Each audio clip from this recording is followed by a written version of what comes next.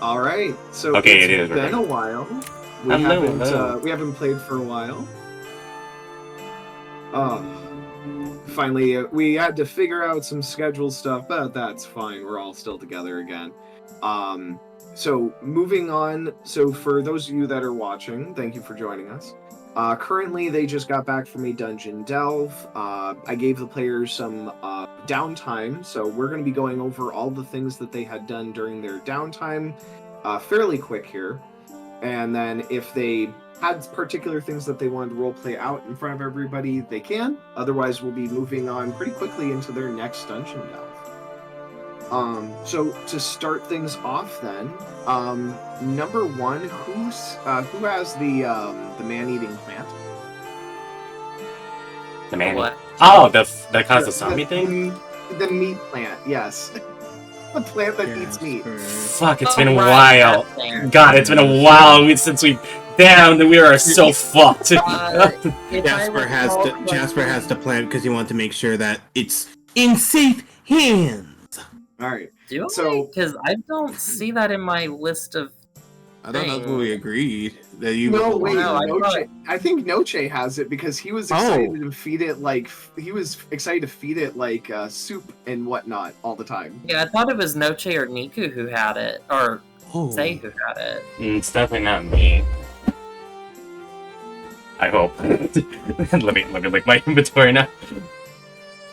Yeah, I'm looking through my stuff. I don't see it. Hold on, let me so- see it. Okay, it might be Okay. Noche then. Well, we'll Hold say on. this then during the downtime. Then, if you guys can't find it, we will just remind ourselves that yes, you were bringing that in for research purposes. Yes, you guys were given a reward for an extra reward on top of that for turning that in, which will be another extra 100 gold for each of you. So yeah, you guys will get an extra 100 gold pieces in your inventory for that, because we never clarified that last time. I want to make sure that that was clarified. Okay, so did you already add that into our inventories, or do we need to do that now? You guys all should do that for me. Okay. No. Yep. So add an extra 100 gold pieces to your inventory then. I'll All right. eat for each of us. Yep. Each of you gets 100 gold pieces. Yippee! Julio. All right. Otherwise, to go through one at a time then. So I think the best one to start would be for Niku then, for your character, Say. Yippee! So I'm and very there's excited. a reason for it. So during your downtime, Say, you ended up stating that you were just going to be kind of chilling out in town for a little while, and hanging out with the with your own party members, as well as trying to hang out with Cooper as well. You were able to do all of those things in particular. However, you then also remembered you wanted to talk with the The otter fortune teller. the otter fortune teller that is your guys' new scout. And so you wish to go ahead and speak with him. Yes. Did you want to role play any of that out or no? Let's. Yeah, I'll do it. Okay. So when you were returning back, he ended up messaging you yet again to kind of remind you about how you had one thing in your tea in particular is that you had a feather, and that he actually knew what the feather meant finally, and he was wondering when you were going to return. As a reminder, the name of this wizard is Chase. Should be So chasing. eventually, you go to Chase's wagon, knock on the door, he welcomes you in, you have a seat. Sorry about He that. of course has already just a cup of tea ready to go for you as well. He always has one ready, it seems. Can I take a look and see if there's a feather still? Well, this time around, he does specify that he's just talking with, that he's just preparing the tea in general. But kind of just how he always does things. And he likes to always give people a cup of tea anyway, even if it might have meaning or not. Sure. Nothing wrong with a good cup of tea. But anyway, Chase then goes ahead and explains the following. Well, I finally ended up getting a message from a colleague of mine that he is on the search for a feathered creature that he's been tracking or been trying to track, but he's had a lot of difficulty lately. And that all of a sudden made me realize you had the feather in your tea. And thus, you would probably be great at tracking such a creature, yes? Well, I did track a big bird. Just reminisce back to the big gooey crow. Raven.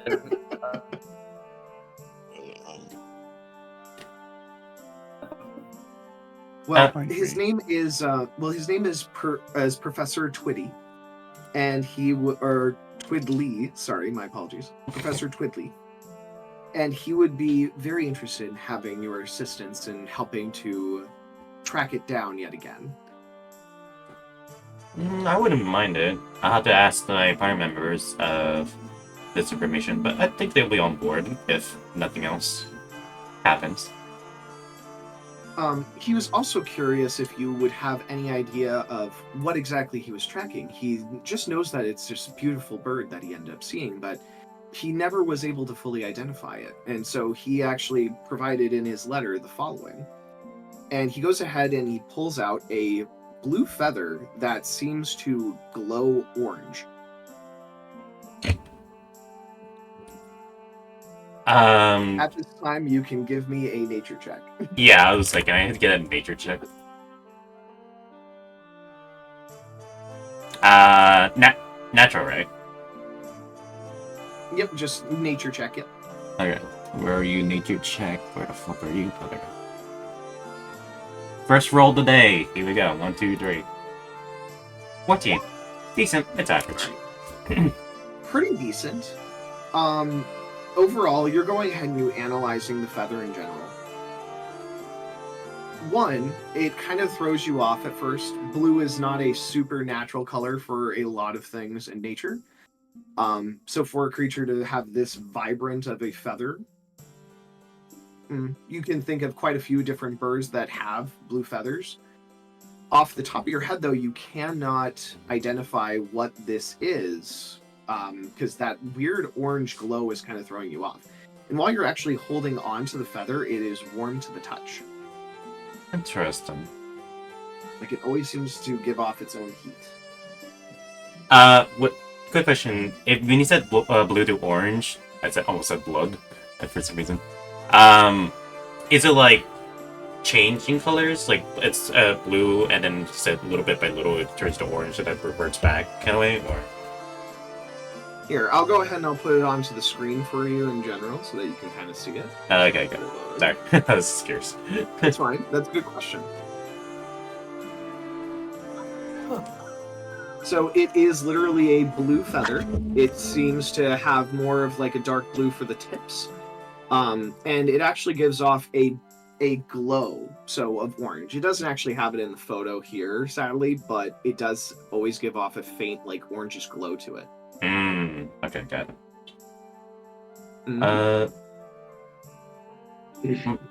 I'll just reply to him. I can think of I can think of a few birds that have these, but I don't know. The orange tint that's glowing a bit, it's kind of throwing me off. So, honestly, I probably need to go there myself and see. Very well. Would you like to have any readings to kind of help ahead of time for yourself as well? Yeah, sure, why not? We're trusting you. We're trusting you a lot, so screw it, why not? He does the same thing as before, and he asks to have an item of yours that is meaningful to you, as then he kind of goes off to grab all of his different stones and rocks again. Fuck, I don't remember what I did what I gave it last. I'm not gonna lie. I think it was like As he's like bow off and arrow. in the other room and grabbing a bunch of what his supplies, he's just kind of shouting off to you. Just needs to be something, anything that's important to you. It doesn't really matter.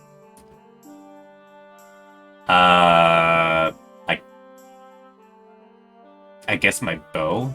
That's all I can think. Okay. So you go ahead, you kind of just set your bow on the table. He comes back and he just sees the bow on the table. Bigger than I was expecting. All right. He I don't- goes ahead, sets all the stones. Sorry, I on the don't remember what was the last time. What was the last time I That's put it? fine. Last time, I believe somebody else provided something. I believe it was Jasper that provided an item of importance. But yeah, so he goes ahead and he sets all the stones around of the different colors in general. And he is just taking his little stone hanging from a string, having it go around the table, and he's just seeing which stone seems to respond based off of his little dowsing stone that he has above it.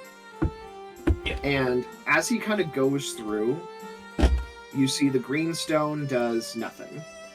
The blue stone, nothing. Black stone, nothing. Purple stone, nothing. Pink stone, nothing. Every single stone seems to do nothing except for a white stone, and when it goes to the red stone seems to respond, and then the red stone itself cracks and breaks in half. What the fuck? Straight up, what the fuck? Like, just shatters like that, or Yeah, so that didn't happen last time you were there. That makes him panic a little bit. I would panic too. I was like, what the fuck? Just... So he goes ahead and he's like looking at the result. He's like, okay, so ice will be useful to you as he kind of goes through each one. All the rest seem like they will not help you. And that one was a really strange reading. It glowed, which means it should help, but then it broke, which means you'll die if you use it. Okay. Alright. So be careful if you're using fire. He goes and he's just kind of nervous about that. Oh. Be careful of using fire. I have 2 fire arrows in my fucking backpack right now. Yep. Yep. We all have fire shit right now. It's all that fire shit. Well, thank you He to specifies it can help, and he specifies it's supposed to help, but it could also lead to your death, so he's kind of confused. Note. I'll have that noted in my brain. Thanks. I was still in shock with the fucking crack. But yeah, so otherwise, you go ahead, you're drinking your tea and whatnot. He does check your tea leaves once you're done drinking the tea. Doesn't seem to see anything new, however, in your tea. Cool. But do you have any other questions? I'm happy to help. I think that's good for now. Thanks for messaging me. Thanks for messaging me, and sorry it took me a bit to check up. Oh, it's fine. Again, right now the professor is just busy working on his own task. He's trying to track it down. He goes ahead and he gives you the location for you to go to. But I don't think you really would need your whole team with you right now or anything like that. You're just tracking it. Didn't talk about anything of a dungeon. Could just be a small, quick job for you. Who knows? It could lead to something else, because that could happen. So I just want to let my party members know first before I do that. Of course. Right now, currently, he hasn't specified anything for payment. He's a bit strange like that, but I'm sure we'll be able to work and figure out a pricing point once the job is done. Alright. As I prepare myself to go. Thanks Chase for thanks again, Chase, for helping us. Of course, I'm glad that it seems our business ventures seem to be going well. Some ways, yeah.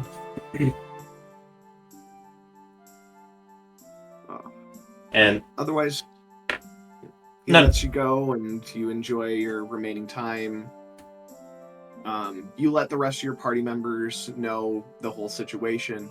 But yeah, this would the time that you had the meeting would be about 2 weeks into your guys' downtime in general. We could also just say a week into your downtime, however you really see it, Niku, for your character and how soon he would have responded. But yeah, as he specified, you're free to go on your own and look into this for a while. It might take you a bit to track it. And then it might lead to an actual adventure, or you end up you would just take the whole team with you at some point. So what do you want to do on that? I think I would say a week. Let's say like I spend a week to chill out a little bit first before going to there, because it shouldn't be too long, right? Unless it's like really urgent. Yeah. Currently, it doesn't seem like this isn't like the last dungeon delves that you've done, where it's like it's urgent, etc. This seems to be more so of like, I have a job that I need a delver to help me out with. Yeah, So- I'll just go there after spending a week in this town. Okay. So, Say ends up enjoying a week with you guys, and then he goes off to track down this creature. Go ahead and give me a survival check for how well this goes. A survival check? Okay. Yep, survival check for tracking. Survival. 20. All Yeah, right. I'm almost crit. Yep, so while you're gone, you're actually doing a really good job helping him out and trying to actually find this creature. You've been following bird droppings, feathers, plumages, trying to track down its location. And I will get back to that later. Mm-hmm. All right, that then gets us into the next person here on my list. We'll go with Jasper. All right. So, quick things for yours. You specified a couple of things in general. Number one, that you wanted to train Hootie during your downtime. You would have had plenty of time to do that. I will state that during your downtime here for this month of downtime, Hootie is able to listen to simple commands. She will not help you in a fight, but she will sit, stay, and do one trick. Cool. Okay. I Like, will she's allow still you too to young. choose a simple trick.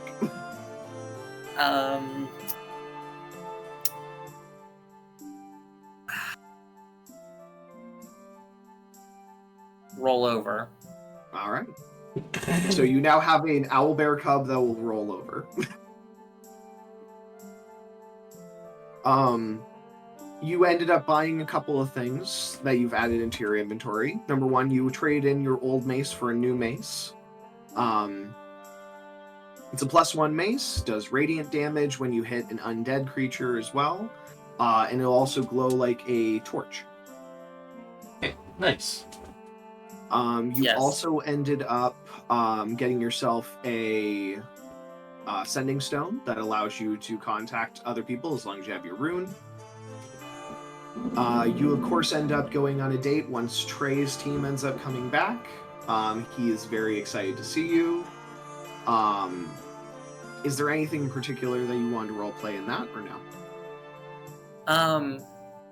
Like we exchange, like we can now contact each other with our sending stones because we registered each other or whatever. Mm-hmm. Nothing in particular. I figure it would be, I went shopping with him, like, to go get the sending stone, and, like, we maybe worked out a little bit together, and just traded stories, and just, you know, kind of spent time together, went to dinner, that kind of thing. All right. For your sending stone, did you choose, what color did you choose, and what model? Blue and What models do I have to pick from? You can have a big rock, a small rock, Rocks. a weirdly shaped rock. Literally, when you go into the store and everything, they go through a whole process with you of like, do you want this color rock? Do you want that color rock? Do you want it in this size? Do you want that Rocks? size? Like, it's literally, they go through all these different rocks. Well, considering the size of my hands, I probably went with a larger one. Probably shaped kind of like a marquee cut. Okay. Oh, all right. So you have a blue sending stone that's massive. On top of that, while you're hanging out with Trey and everything, he's talking about his dungeon delves. He ends up showing you one magic item he ended up getting on his delve that he was really excited about. It's a magic hand axe that if he says a command word, it all of a sudden retracts outwards or extends outwards and works like a grappling hook. Oh, And then he can say a different command word, and then the hand axe all of a sudden stretches out and turns into a glaive. ooh, okay. Yeah, so Utility he's and power. exactly. So he's very excited about it. He has a Um, switch axe. Jeez. he has a switch axe. God damn it. You heard that? God I will damn. make the joke that he can see my glaive whenever he wants. Oh my god. Ooh, Oh, damn. kinky. I mean, come on, I drug him off to the showers at one point. You know what we've been doing. Oh yeah, no, you guys have been enjoying each other's company for sure. Otherwise, that's really all I have for Jasper during your downtime. Next up, I'm gonna go with Lucid then. So Lucid ended up training with Cullen. Cullen ended up accepting a gift that was given to him by Lucid.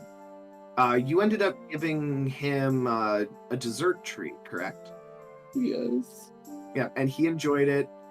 They talked things out. Cullen was never mad at him or anything in particular. I didn't specify this when we were talking, though, Blue. Cullen loved the flump that was over your head. I forgot to mention that. I was like, Yeah. maybe he doesn't know. If he doesn't know, that's good. I can work with this.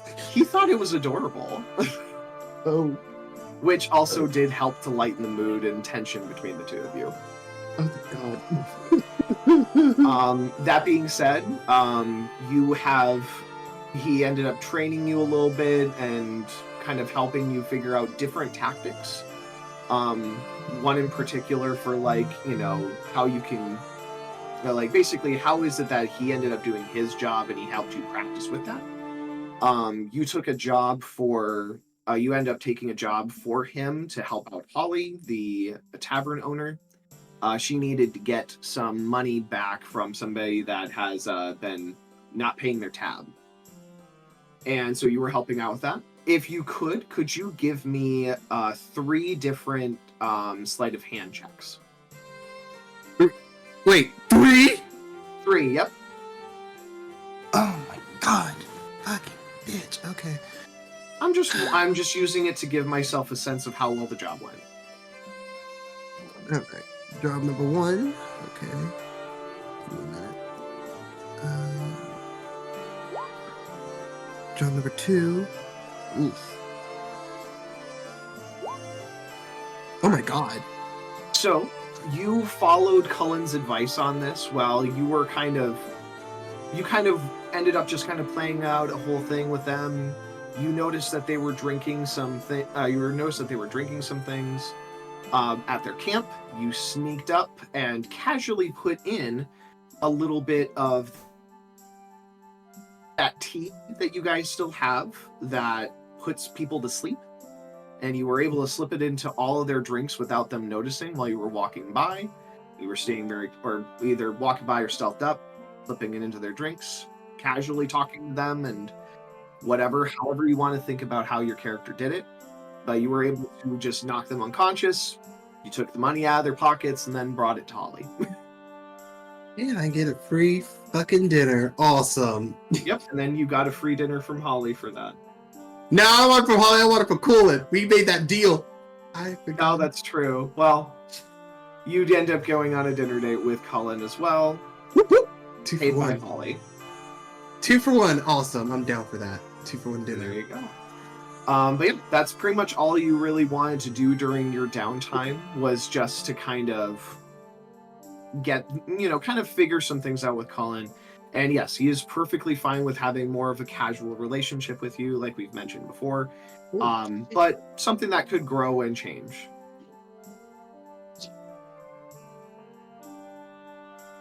Otherwise from there, Alessandro, yes.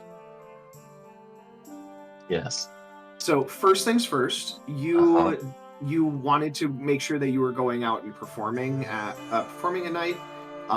Easily you can perform at Holly's bar or tavern. Could you go ahead and give me a performance check? 3 of them. Where did the character sheet go?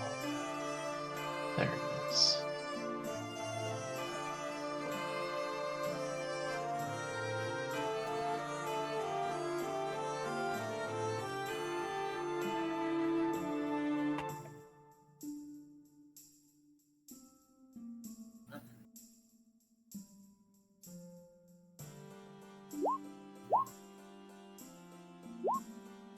Ugh. Below average. Wow. But overall, still good. So you were performing throughout the month, every once in a while. Your performances were good, and you ended up making throughout the month an extra 30 gold coins. So you can add 30 gold coins to your inventory. While you're doing that, could everyone else except for Niku give me a d20? Okay. Okay. Everybody except for Niku roll a d20. Niku, would have ended up leaving during this time, so you don't have to worry about this. I don't have to worry about this. I got a 7, so... Okay, so now, Noche, Lucid, I need you two to roll again. Alright.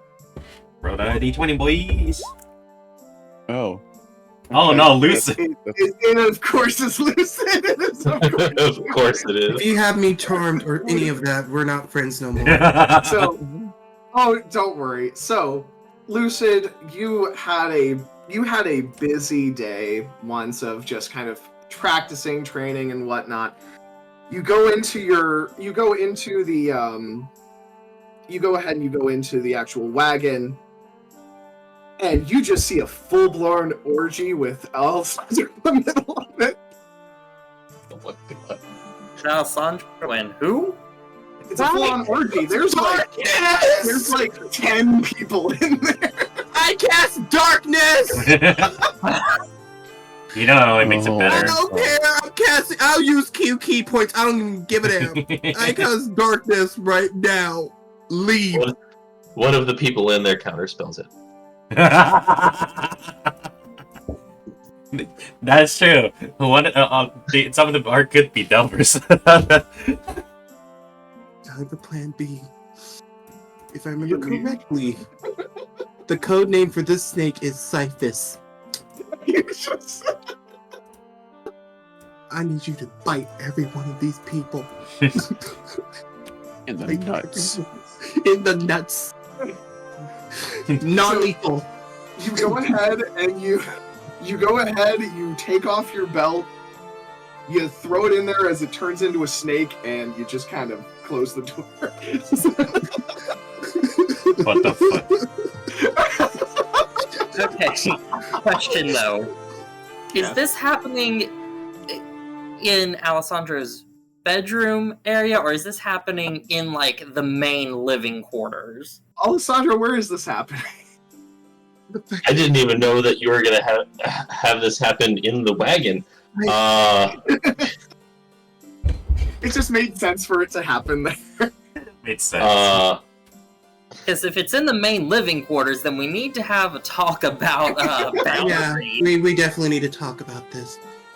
Luce is gonna make sure you talk about this. I'm so later. gonna come back with like pizza, and I just see a fucking mess of a bonfire in the middle. What the fuck did I came to? Oh my god.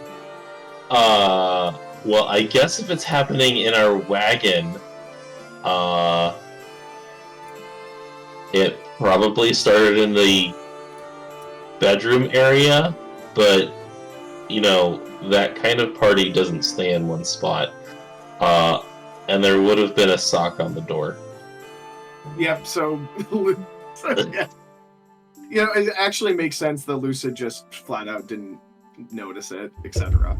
No, worked. No, it I'm didn't. gonna notice that shit. No. I'm gonna remember that shit. That is burned into my mind. It's to mind. And since literally somebody said, and I correct, oh, they countered it. Yeah, that means I have to see it. Yeah. Could have used darkness and we would have been fine. No, I have to see it now. We could have used darkness, but no, now I have to see it.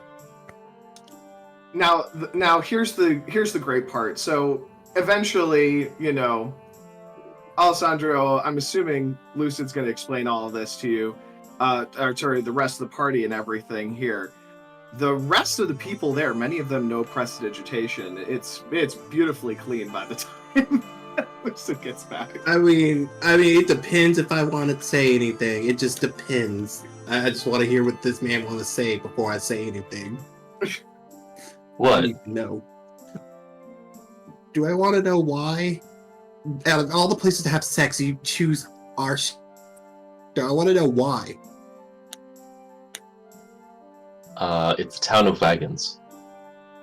That's not a good excuse. What wagon would you like it to happen in? Either pick somebody else's wagon or take a hotel. But not What not hotel? this. There's no hotel. I don't give a damn. Go to a tavern or some sort of shit. Just not here. Oh, Go to a tavern.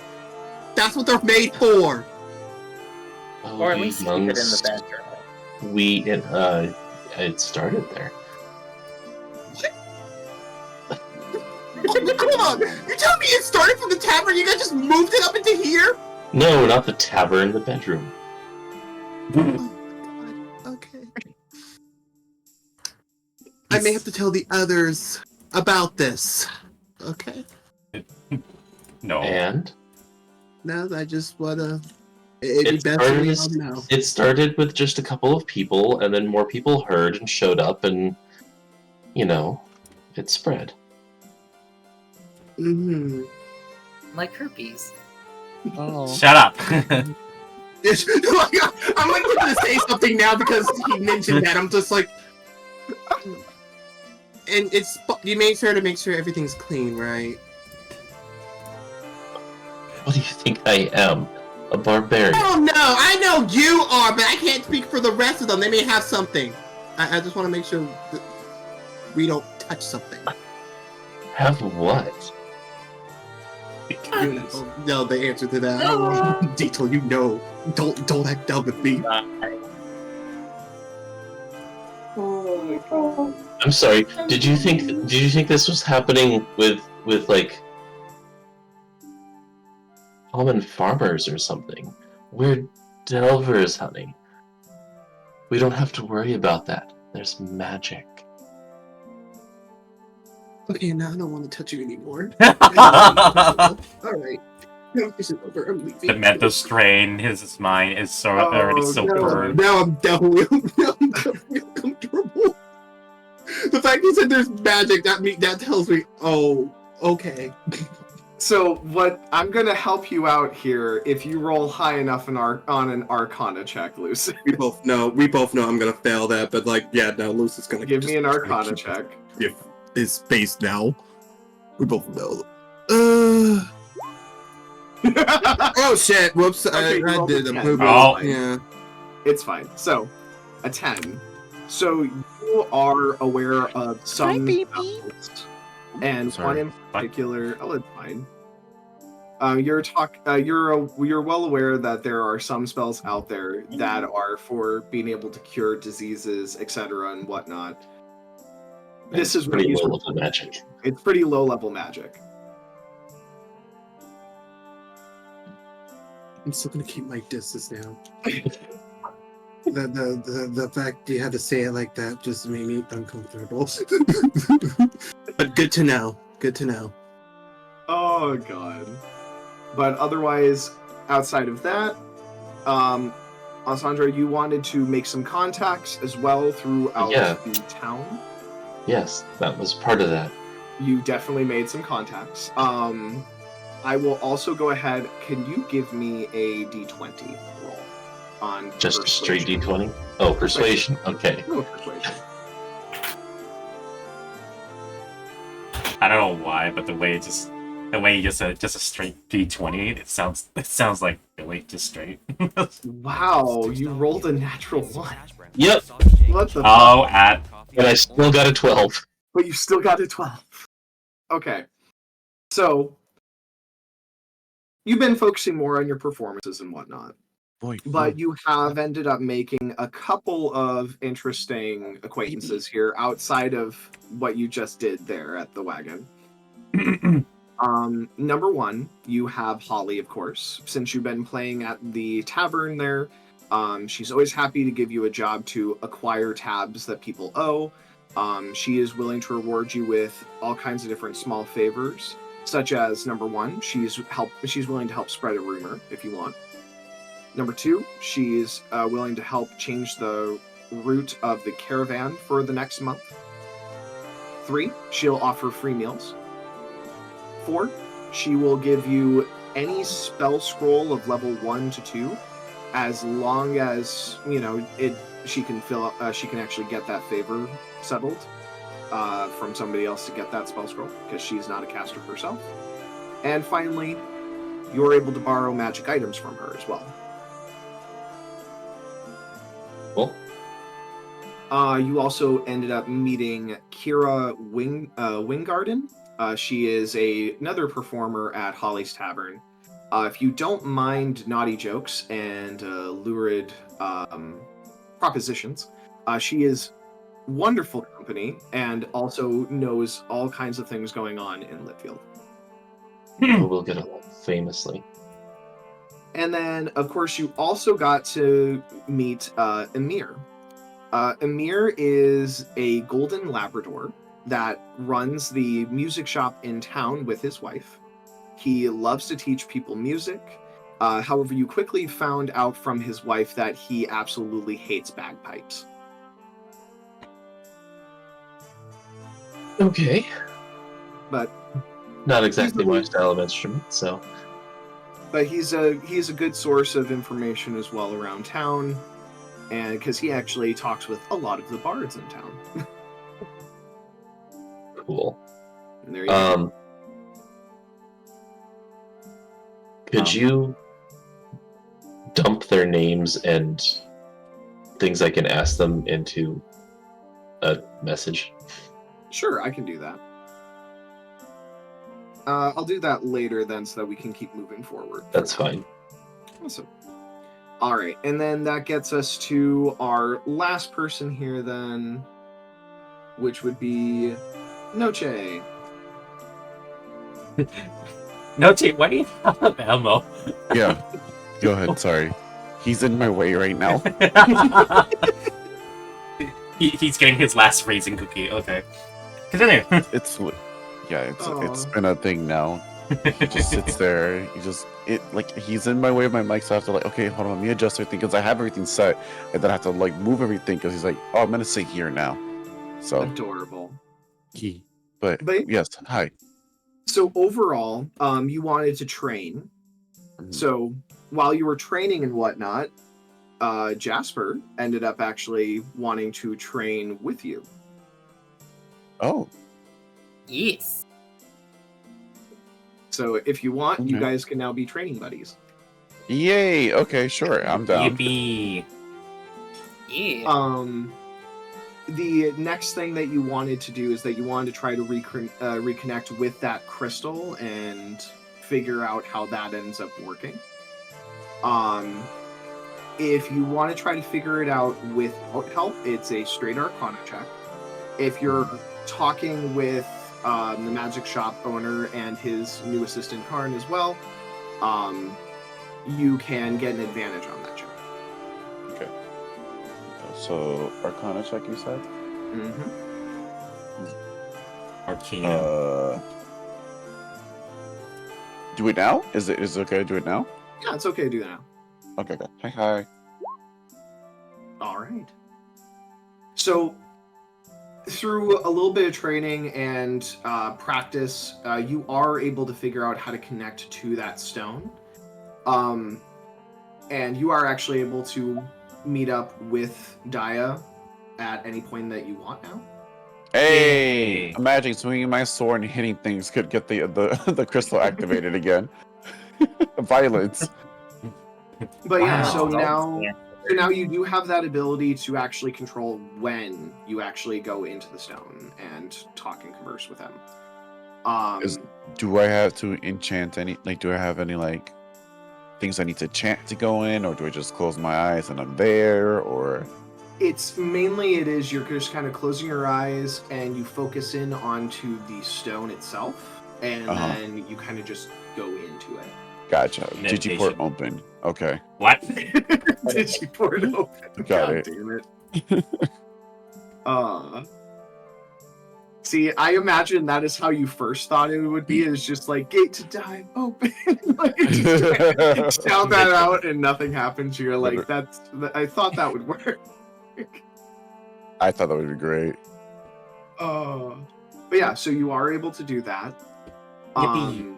You also wanted to do this, and I thought this was a lot of fun. Go ahead and give me I'm wondering what would be the best check for this. When you're cooking soup, do you imagine yourself being like you're putting on a bit of a performance while you're doing it, or do you imagine Think Ratatouille. you're Ratatouille? Yeah. So a bit of a performance, got you. So you guys end up seeing at one point, Noche is just doing this all the time now, and he's just trying to practice making soup. Give me a performance check. Okay. You guys haven't gotten up there. 14. All right. So you go ahead and you actually you make your soup and it actually looks really good. And you seem very proud of yourself. Are you willing to share your soup dish with your comrades? Sure, but one problem. I liked my soup so much I finished the first batch, so I went ahead and made seconds. All right, then give me another performance check.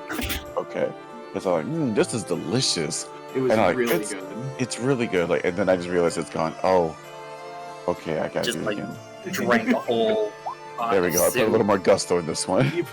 You guys have never seen a kobold move like this and make something, and you end up offering the soup to others. He is actually a really good cook. You guys are now quickly realizing with Noche. I call this "I'm sorry" soup. I ate the first batch soup. This will make up for the trauma. This will make up This the will trauma. And then This they'll will like, make what are up you for the talking trauma of the orgy. Yeah. Oh. Or Yeah. Maybe it'll heal those inner wounds, if you know what I mean. Ah. Oh. Hey, doesn't this seem like a little suspicious? Nah, I'm joking. Oh gosh. But yeah.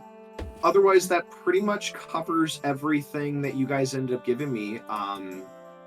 However, again, you guys ended up giving me those main things. Was there anything else that you guys really wanted to do? Was there anything that you guys wanted to try to purchase, etc., before you end up moving forward into your actual dungeon delve? Yeah, I want to pick up my own sending stone. Okay. So again, you'll have the whole shebang as well when you're getting your sending stone. It's just like, what color do you want? What size do you want? What model do you want? What kind of coverage you want? Like they're going through, it's literally like when you go and get your own cell phone or your own cell service. That's How a much does a bunch of sending excited stone cost modders. again? They cost about 500 gold pieces. I have 90 platinum. Let me get me a sending stone! I gotta talk to Maru. You're gonna be surprised. You're gonna be like, Maru, look at me! I got a phone! I'm on the cell phone! Did Marco give you a rune, though? Wait, he did? Did he give you a rune? No, No. the only thing I Yeah, remember. so you- No. The only thing I you don't- remember. So you can't actually call him, because you need to set a rune. Or did he give me a rune? Damn, I need to look back. Did he give me? Maybe he did, because he did say like if you do, if like do try to call me sometime. He did say that, and then Yeah, I remember so- something was to happen. So I think I do have the rune. I just don't know how to use it because I That, never or used you could have your cleric message him, and then you could get the rune from him, possibly, if he doesn't have one. Okay, can I buy a sending stone, then talk to the cleric, and then do it? It's not gonna That be is like fine. So if Okay, you I'm guys are wanting your own sending stone, yes, that's 500 gold pieces. Let's go! Let's go! Let's go! Let's go! Let's go! Woo! Oh my Okay, God. but hang on. Blue The doesn't transition have in the energy is rune. insane. Why would I have? I guess I could just cast send. Yeah, so you can cast send to be able to reach out to tomorrow as well if you're wanting And to get try the to help him. rune. Okay. Yeah, because you know him, so you can cast the spell, but the sending stone, you need a specific rune to be able to contact them. So anyway, as I was saying, Alessandro, what kind of model are you looking for your rock? Oh, only the best. You are given like one of the most like fanciest looking rocks possible.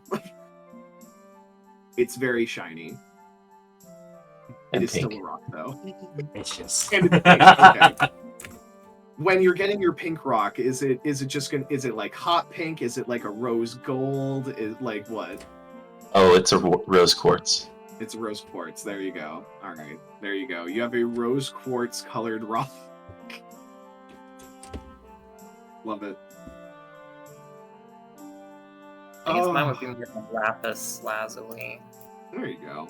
Ooh, I love lapis. What are you wanting for your rock, Blue? Okay, how much does 90 platinum coins get me? 900 gold. Yeah.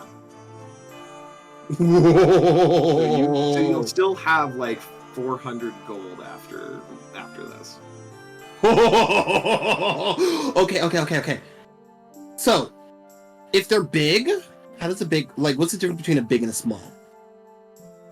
Think of it as big as like it's the size of like you can get something like the size of like the 90s cell phone.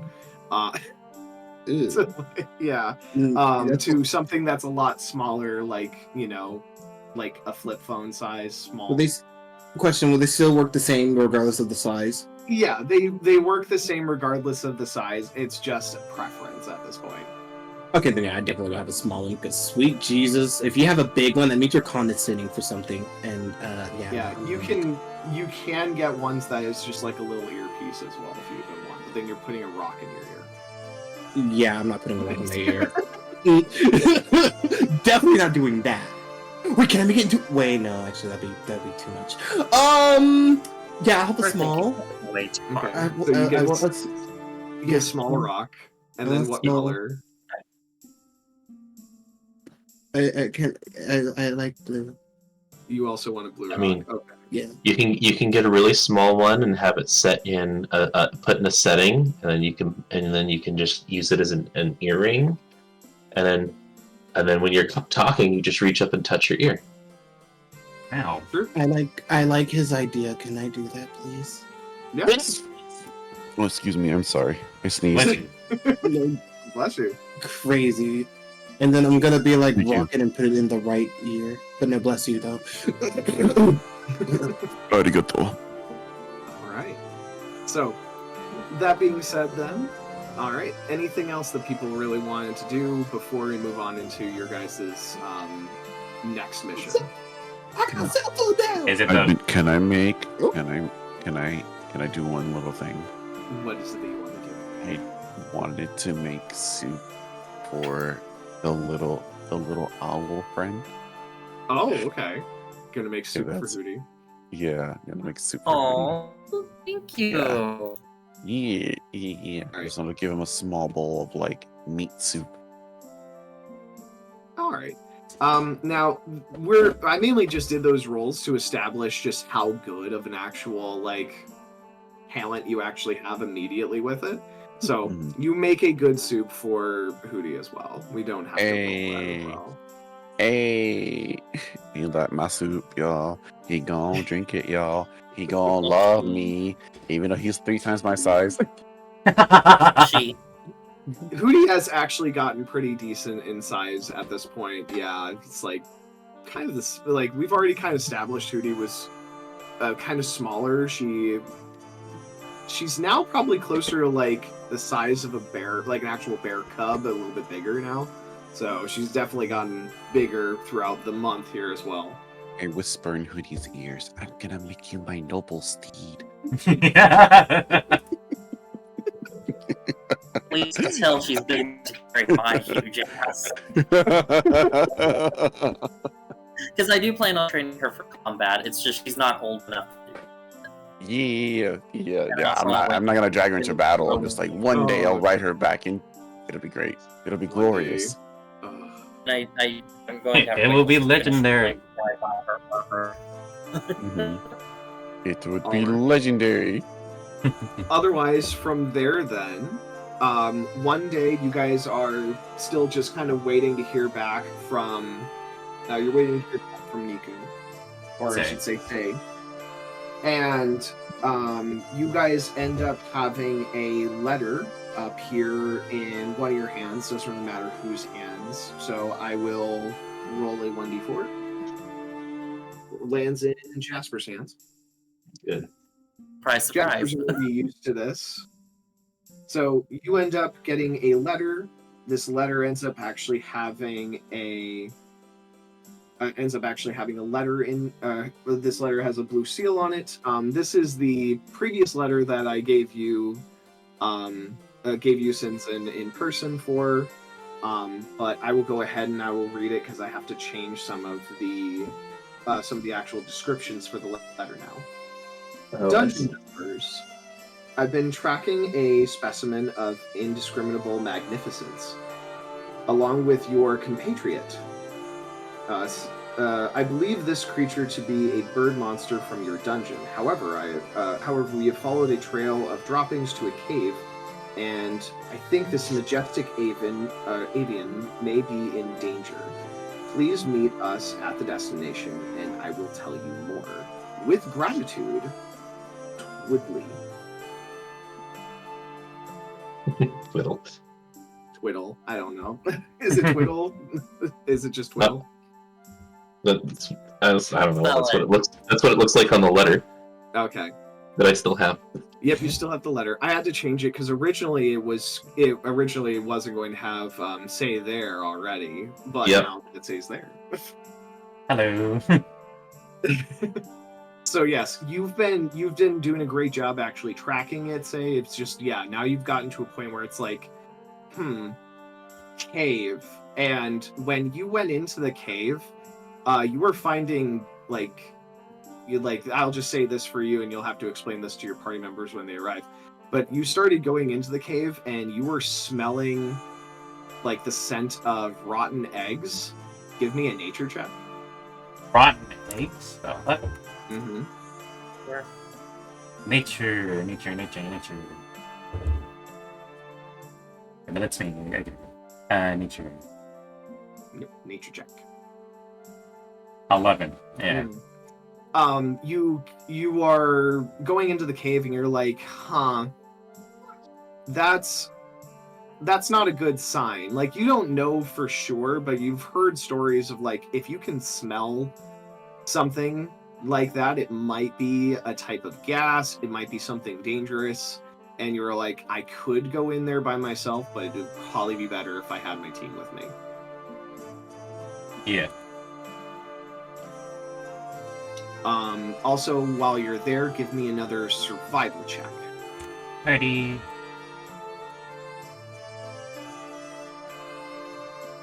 That must be some good ass food. I'm like, damn, you made me hungry just from those lip smacks. God damn. My God. 15. All right. So, say while you were also there checking and scouting the area, you did notice that there were tracks that went into the cave that were not, were obviously not from the creature that you were following, but seems to be some other tracks. You know, something or someone else is inside the cave. Yep. And so I will go ahead and move us to your guys' next adventure. So we'll fast forward to that when you guys traveled there for the adventure. I need to find my image though. I need to there find we out go. when like shit. So you guys are now at a cave entrance. Maybe connects them. I'm sorry. No, it's like if it connects because it was loading for a second there. Ah. You guys find yourselves eventually at a cave entrance as you arrive to the destination that was given to you.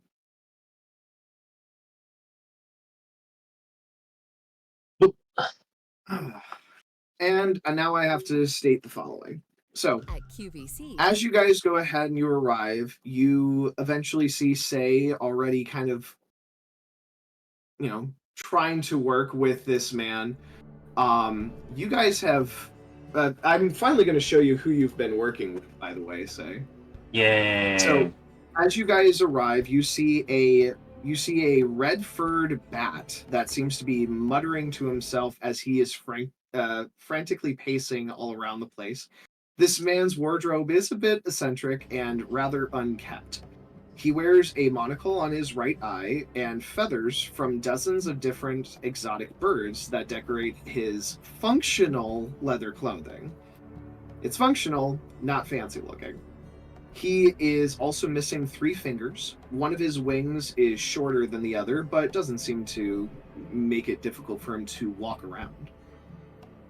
You guys do see that he has slammed a bunch of papers onto a log that he's been using as a makeshift desk. He cuts the twine, securing it with a utility knife from his pocket. Huddled over his nest of notes he's expecting and seems to be discarding them seemingly at random. Say you are very used to this, as you've just noticed a bunch of, like every once in a while, a few rogue sheets just kind of catch the breeze and tumble off. And he has never paid any mind to it. However, what have you done during that time? Have you ever tried to catch his papers or anything of that regard? Well, since I'm there helping him, I might as well like do that. Yeah, like be his temporary assistant, you could say. All right. But that's what he actually looks like for all of you then. He should be on screen now. But yeah, so you see Say trying to help out this man, but he seems completely unconcerned as these pieces of parchment have been like flying off in the wind and whatnot, as Say is trying to make sure that these are not leaving the area. Jesus Christ, man, you should move with these if I have a frock on you. On them, that's something. And then I just noticed, I was like, oh, hey guys. Fucking. Just looks at everybody. Hey guys, just still chasing the fucking papers. Well, hello there. Hi. I understand we have a bird to rescue. Yeah, you'll need to ask him right now because I'm busy trying to get this fucking paper. I'm fucking getting it. Trying to get the fucking paper that's flying away. So you end up seeing this bat just kind of look up eventually.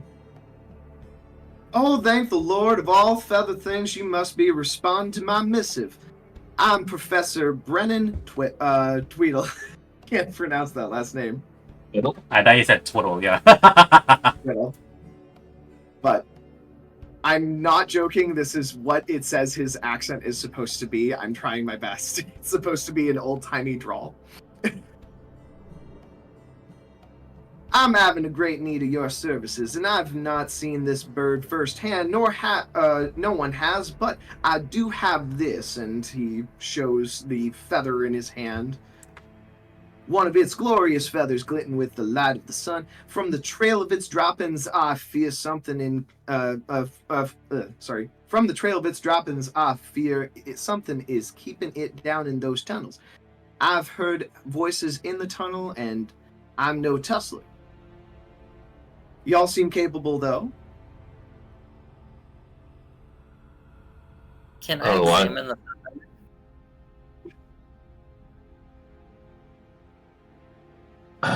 Oh, I am most certainly capable of tussling. Was there something you also wanted to say, Lance, or Jasper? Oh, yeah, can I examine the feather? Yeah, go for it. Give me a nature check. And I would like to cast guidance on myself.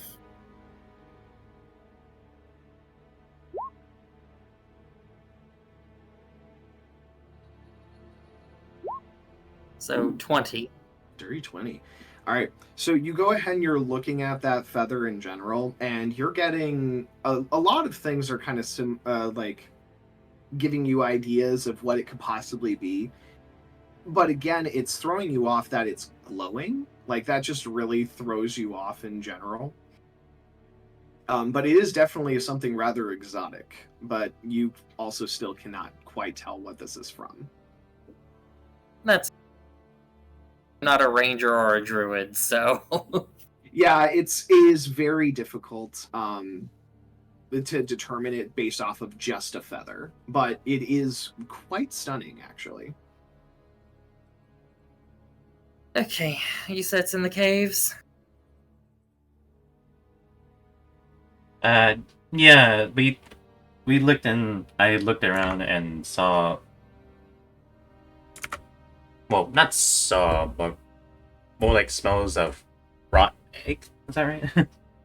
Yep, you smelled rotten eggs. You did see footprints as well, or tracks. It smelled like rotten eggs? Rotten eggs, and there was some footprints around too. So we might not be the only one here. So we have a glowing feather, rotten egg smell, and a bird that's in a cave for some reason. Yeah, usually Very birds are not weird. in caves, so. Well, lead the way. Like you talking. I wasn't sure. I wasn't sure because it's like, do you want me to lead or did you want the professor to lead for a second there? I was like confused. You're the ranger. The professor needs to stay up here. Oh yeah, I have no inclination. I usually have no inclinations for any kind of violence. But I am begging you, it's a creature of true beauty. I know it. Please rescue it rescue it from whatever is down there. I don't know. How did you lose your fingers? Rude. Well, I got a little bit too close to some exotic creatures at some points. Did it hurt? Well, of course it hurt, youngin. What do you think? Yeah, I was gonna say, hey, I learned. Sherlock. Hey. when you're in the cells, people like to do freaky shit. So I just thought I ask. Did it hurt? What do you think, Sherlock? Sorry. I mean, No, it didn't. You're a professional. Well, I don't really know what it's like in that there themselves. But what I do know is I know my avians, and I know quite a few different things. Like, did you know a swallow's airspeed approaches 20 miles per hour? Okay, I'm trying to get it. Fucking true drag everybody. It was like, please, if he's talking about avians, he's not gonna fucking stop. Okay, well, we're gonna go save this bird. Let's go. Please lead the way. Yeah, I will. Say it, Professor. Skip us a bit. Oh, are you sure you don't want anything that I could possibly provide for any of your assistants? You're talking like that, I'll show you Mach speed. Anyway, that's out of character. What? Don't pay no mind to me. I'm trying, all right. Well, pay no mind to me. we'll talk about it when we get out. I'm sure we'll be fine. And so we, yeah. What kind of things do you have? Like spell scrolls, items? What are you talking? So I'm gonna just stop with the voice for right now because that's driving me nuts too. So anyway, he excitedly explains that like why he actually thinks that the bird ventured into the tunnel in the first place. He believes it to be nesting. He continues going on and on. He hopes that if you guys do find any pieces of eggshells from a bird's nest, he implores you to return a sample to him. This keeps going on for his excitement, but then he eventually gets into things that he is agreeing to help you out with. He offers you his trusty chisel. Sure. Okay. Sure. I'll take Give his me a- chisel. So you go ahead, and he does explain that it is magical. Okay. All right. So it is just basically if you take this chisel and you strike it with a mallet, the chisel acts as a simple weapon that deals 1d4 damage to a target. However, it deals quadruple damage to objects and structures. Huh. So if you're going into a cave, you might need some things to be able to like break through different things, collect samples, whatever. It might be useful to you. Okay. So he does offer to give you that as something to help yourselves in this investigation. All right. While he's doing this, he goes into another tangent, though, about another random bird fact, that birds take immaculate care of their feathers, even more than just preening. They often use clean pools of water or the rain to help bathe themselves, and it's a helpful lesson to take from them. No, and he kind of gives an elbow jab to one of you in general. Doesn't really matter. Just keeps going. Okay. I- So I- before we Go ahead. go ahead. Okay, so before we go into the cave, I'm going to use my Vigilant Blessing, and also say, like, because he's been in there before, like, how dark it is. How dark it is? Yeah, like, are we going to need a light source, or what? Like, I don't need it, but You've gone in deep enough that you know that you're going to need a light source. I'll just use my Eyes of the Night on everybody. I was about to say, why would we need a light source? We have you. Exactly. Ooh, he fresh. Ooh. Ew. Got me But smashing the anyways. floorboards over here. I'm a chill. I'm sorry. It's fine. Okay, so we're leaving Mr. Tweedle, and we're going into the cave. Yes. All right, so you guys are just heading into the cave then? Yeah, as a start. All right. So. So you guys go ahead, you start going down deep into the cave. You realize as you continue that it is definitely too narrow for you guys to bring your cart in or your wagon with you. Originally it was wide enough that it seemed like you could fit it through, but then as you continued, path got very narrow all of a sudden. Just we left the car out there with Professor Tweedle. Yeah, you generally don't take your cart into the dungeon. Uh, By the way though, you left him with Hootie, so yeah, I was gonna say. good to know. He'll take good care of me. And Sure, don't Sky, worry. don't forget Sky. And Sky, oh, 2 birds. He's gonna be so happy. Excuse me. Excuse me. Good thing I've been working with Hoodie on not biting people. I was about to say there's a good chance he'll be missing 4 fingers when we get back. Oh Jesus! But anyway, If so he's not careful, he might maul him, so, as you guys go ahead and you continue, looming before you is a tunnel that is driving into the earth, eyeing you like a buried leviathan with its maw open wide. Hot air belches from its mouth, carrying a hint of sulfur into your nostrils. As you guys continue to go in deeper and deeper, make a...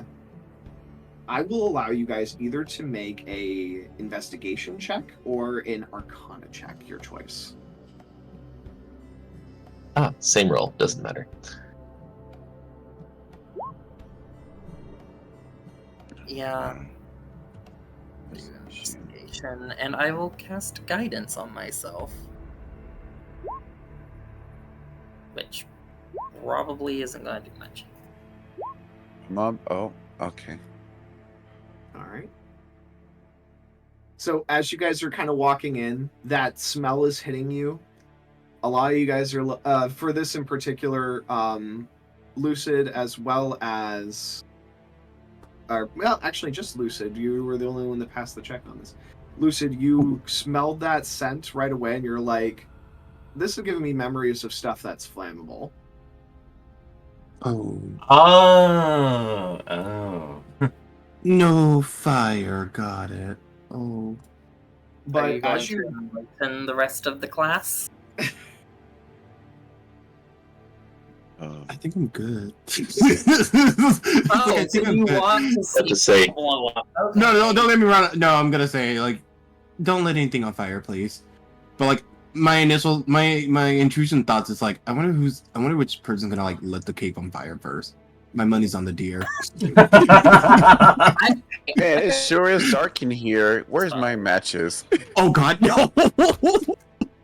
I don't actually have anything that produces fire other than my basic flint, which is My sword perfect. can be on fire, so... Okay, I take it back. It's the cobalt. Yeah. Take it back. Yeah, cobalt.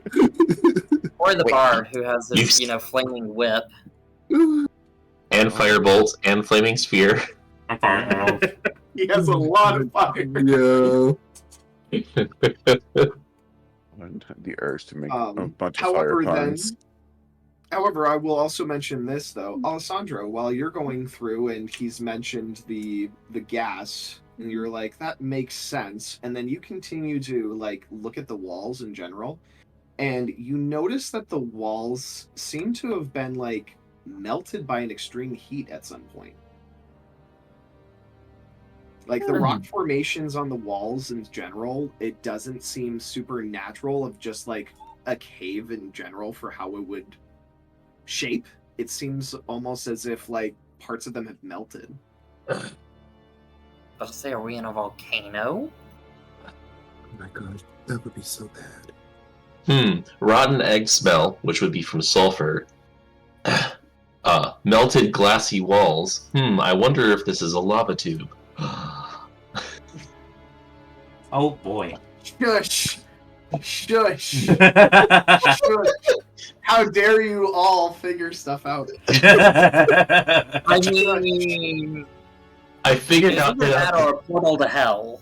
So, I figured it out the instant you said rotten egg smell. Oh. Oh, clever boy, clever boy. well, sulfur does occur in other places besides volcanic regions. It does. So there was always the possibility that the thing walking in was like, demonic or something. But then he's like melty walls. I'm like, well, that eliminates that. So fire. Fire. Fire bad. As you guys go ahead and you continue, this is a very long trail that you keep on going down. It curves and moves in different directions. As you continue going through, can I get perception checks? From all of us? Yep, all of you. Alright, My eyes are and gonna be I blind will as a cast bat. guidance. Natural one. Jesus. Jesus, you're getting a lot of natural ones tonight. I'm too busy holding my nose. Perception. No, that's honestly fair. Where are you? Where the fuck are you? Oh, there. Oof. There you go. All right. So you guys all continue traveling down into the tunnels, and so I'm going to go ahead and shift over to an actual tunnel here. Secret tunnel. Secret tunnel. Yes, it is definitely dark. You guys can definitely put your tokens on the map on the left side. Left side. Yep. Okay. Yep. Go. Yep. In whatever order that you wish that you guys would leading. be. Yeah, Say's in the lead, so we should be behind them. Oh, I should put myself up here. Come on. Come on. There we go. I believe in you. Yay! Ever since I switched to Firefox, I'm never going back. Never going back to Microsoft. It's been Roll20 works so much better now. Like you were using Edge? Oh my god. Please don't talk. Wow. Please don't give me the shit. Everybody gave me so much shit. I'm gonna give you even more shit because I still remember you busting my ass about it. Well, you know what? You know what? You can't go wrong with a fox. I'm leaving. This is my last session. Goodbye, guys. You're such a furry. That is Hell my yeah. last session. I imagine you to have like those wolf blankets on your bed. Yeah, I did it. Oh, I didn't. Excuse me. Oh gosh. Anyway, so you guys go ahead and you're continuing down this way. As you're walking through, both Jasper and Lucid, you guys end up spotting a tripwire. Oh Jesus! I'm gonna have to do my job, aren't I? Just avoid the tripwire. I wonder why. Or you can try and disable it, but whichever one. I'm fine with either. I could try to disable it for safety. Alright. If you want, give me a to better understand what's going on here on this. You can give me a investigation check. Oh, yay, because I'm so good at investigating, huh? I'll give you guidance. I was just being sarcastic. No, you guys can join in, please. I was just being sarcastic. Sorry. Oof. Yeah, my Roll biscuit. a- You cannot tell what this tripwire will do if you do end up disengaging. That is clearly going to bring down the ceiling. 15? 15. All right. So Jasper, as you're kind of looking it over and trying to help out Lucid with this, you note that it seems like it's connected to a tarp that is above you guys. Oh my god, I was joking. Hold on. Okay. I'm guessing it's full of rocks. You can't quite tell. But if you guys were to disarm it, you might be able to determine what's there. That would be sleight of hand, right? Yep, so that would be whoever's best at sleight of hand. I wonder who that would be in this party. Oh, you've got to be kidding me. You've That's got to right. be kidding. There's two of you that are really good at sleight of hand. You guys can work together. And who's that? So one of you can wait, roll who's the other advantage, person? or one of you could roll advantage, or you guys both go ahead and roll separately. Advantage. Whoever's the second person, come with me. Okay. Thank you. So, Alessandro steps forward. All right, let's do this. We got this. This power of friendship. Ready? No. Yeah. Oh, we did it. Oh my god, yeah, we actually did it. So Holy- you go ahead and you are very careful at disarming the trap, and you're able to move the tarp in a, are you trying to move the tarp and see what's actually in there, or are you trying to just make sure the tarp doesn't fall down? Wait, are you asking me? Yes. I think to make sure the tarp doesn't fall down, looks at Synzin for To like you. expertise. Make sure That would the be the tarp safest route. Then yeah, that make sure the tarp doesn't fall down. Okay. So you go ahead and you kind of move the actual tripwire in a way, and you kind of just make sure that it keeps the tension on it, so that then the tarp doesn't fall down, and then you guys are easily able to walk through the area. Thank you very much for your assistance, sir. Oh, of course. This thing is why I'm here. Yes. Uh-huh. All right, so you guys continue walking past this trap, which then definitely kind of sets off some signals. As then you guys continue walking through this area, you all of a sudden hear a voice go, "Stop, stop, stop." And there's like an echo, of course, because you're in a cave. Who are you? No. So it continues, though, and they are basically, "Set down all your belongings if you want to live." Hell no. Oh, And there's just this alright. echo as you're kind of going around. We can't see them, right? Nope. You can Okay, give so a are we, like- perception check to see if you can spot whoever is like talking to you. Sure. Which And I'll check? it then. Perception check. Oh damn! I got a 9. Fuck! I forgot to take the thing off. Whoopsie. 24. Okay. So Jasper, as you are kind of like you're trying to find out where this voice is coming from, you're just kind of scanning the room, and you see, weirdly enough, and this is what really catches your eye, there's a hole in the ground right about here on the map. Or you're not seeing it, hold on, right about here on the map. We're like at the mouth of the cave. Yep. So we're right here? Or... So yeah, you guys would have been already over here roughly once you disengaged the trap. And that's when you would have heard the voice. Jasper, you'd see a hole in the ground right about here. It's a Okay, very so small hole though. So we're right around this area. Okay. Yep. But you do see a small hole in the ground right about here.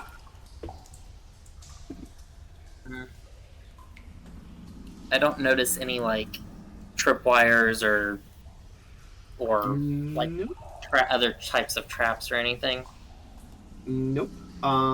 You swear though that you see something moving over here though as well. I'll give you that with your passive perception or with your perception check that you had. Okay. Okay. You hear a different voice, one that is more feminine but has a very strong voice to it in general. Didn't you hear what he said? Set down your belongings and leave. Yeah, we're not doing that.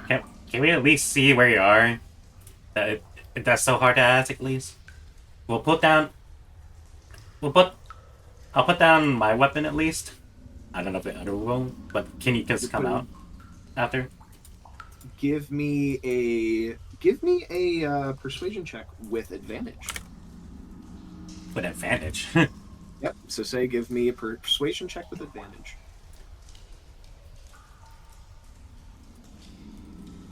Damn, that Okay. sucks. So you lay down your weapon. And then you see a head pop out of the hole here. So you see basically a mole with spectacles pop their head out of the hole. I don't know. Set down your belongings and leave, and you will be spared. As this is a third different voice that now you've heard. How many of you are there? You're surrounded. It doesn't matter. Yeah, I don't believe you. Give an insight check. Okay, hang on. Cast guidance, and you said insight. Yep. 24. You've heard three different voices. You have a very strong sense that you are not surrounded by any means.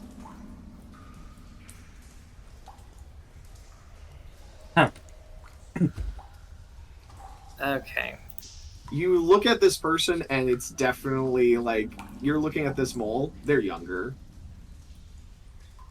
like teenager. I'm going to approach. You're gonna approach. Mm-hmm.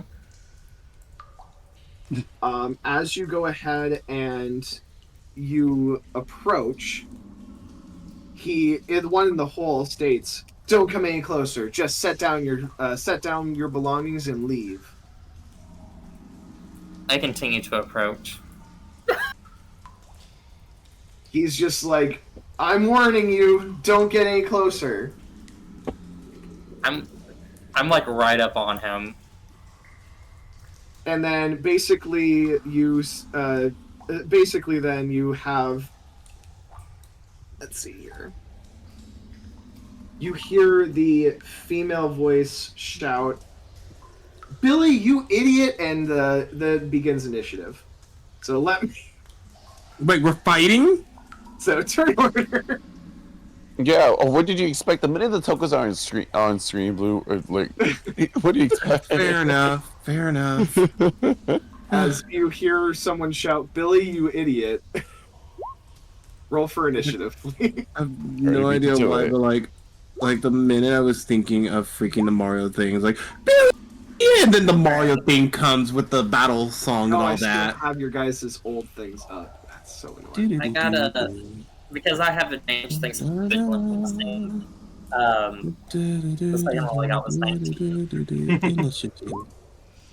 Oh shit, I forgot to put my thing up, but I got Yeah, I was about to 15. say. I was about to say you forgot to move your token. That's fine. I forgot to delete the turn order stuff from last time. That's my mistake. Let's see here. So we have Lucid with a 17. No, that's me. Sorry, no. Lucid with a 15. My apologies. Say with a 17. Jasper with a 19.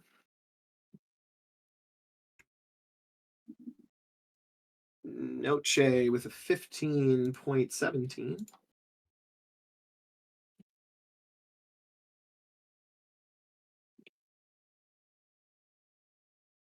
And then we have Alessandro with a 9.16. All right. And now I got to roll for these idiots. Okay. So we have Billy in the hole. Oh, that's good for Billy.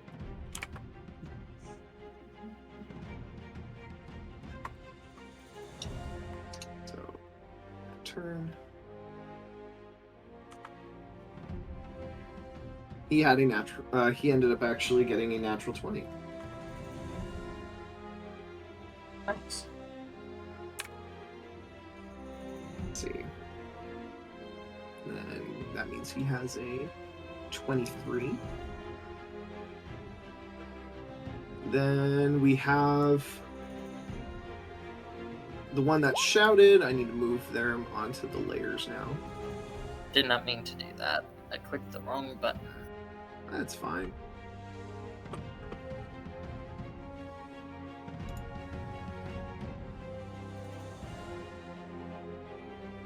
All right.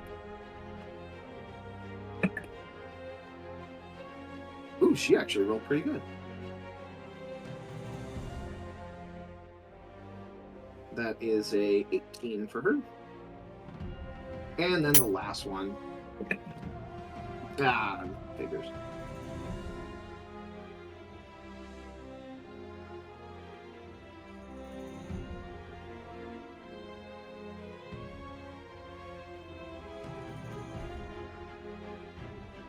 Didn't add on to that turn. There we go. They only got a 9. All right.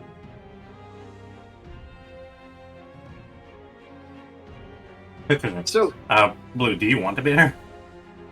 Yeah, I'm 15. No, I mean your location on the map. Oh, okay. would you follow the rest of the I party? might need help because my thing is kind of in between where the turn order is. So like I'm trying. Oh, there you go. Thank you. I tried to move the turn order out of the way too. Hopefully that helped. You Just a should little probably bit. be up next to say where we were disabling the trap. Yeah, I gotta be right there. If you don't. There? Damn it. Thank you. Yeah. All right. So to start us off here, all right, Billy is going to go ahead. He is going to all of a sudden just toss up a. You guys see a vial that he just kind of tosses up in the air, and then he's going to use his First, he's going to use his cunning action to move down as a bonus action into the hole. And then he all of a sudden tosses up a vial right in front of Jasper. Jasper, can you go ahead and make a... Let's see here. This is going to be a dex save. Oh, fuck. Oof. Yeah. All right. So as you go ahead and you all of a sudden see him dip down quickly, and you see this vial thrown up into the air, and then all of a sudden it just explodes right in your face. You take...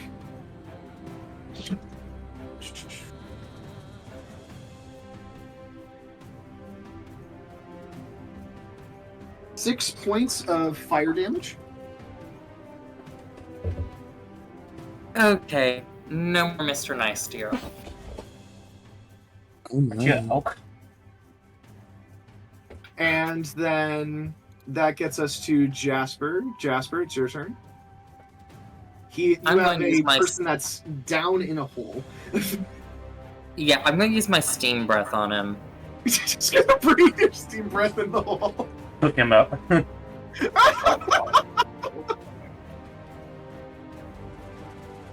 I said no so- more Mr. Nice Dear. If he hadn't tried, I was gonna take it easy on him, but he made something explode in my face. So he does have a burrow speed of only 10. However, he breathes directly into the hole. I'll allow it. Yup, and it has a 15-foot reach. He's gonna have to make this quote-unquote dex save with disadvantage because he's in a hole. What the fuck? Oh, I rolled 2 2s. Oh, wow. Okay, so he takes the full 11.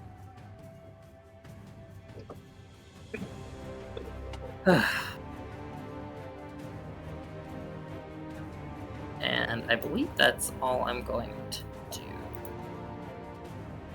All right. Yeah, that's all I'm gonna do. All right, that gets us to in the turn order. I have to remember their frickin' names. It should be easy, but it's not. You hear a voice shout, Tilly, Tilly, they're attacking him! And you hear her shout, I know, and she runs up. Hey, he Gets up attacked here. first. And so then she's like, I know! And you just see another mole run out, and she's going to go ahead and attack you with her short sword.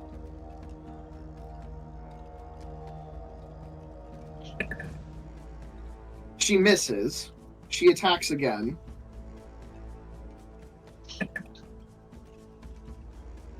Alright, and that is a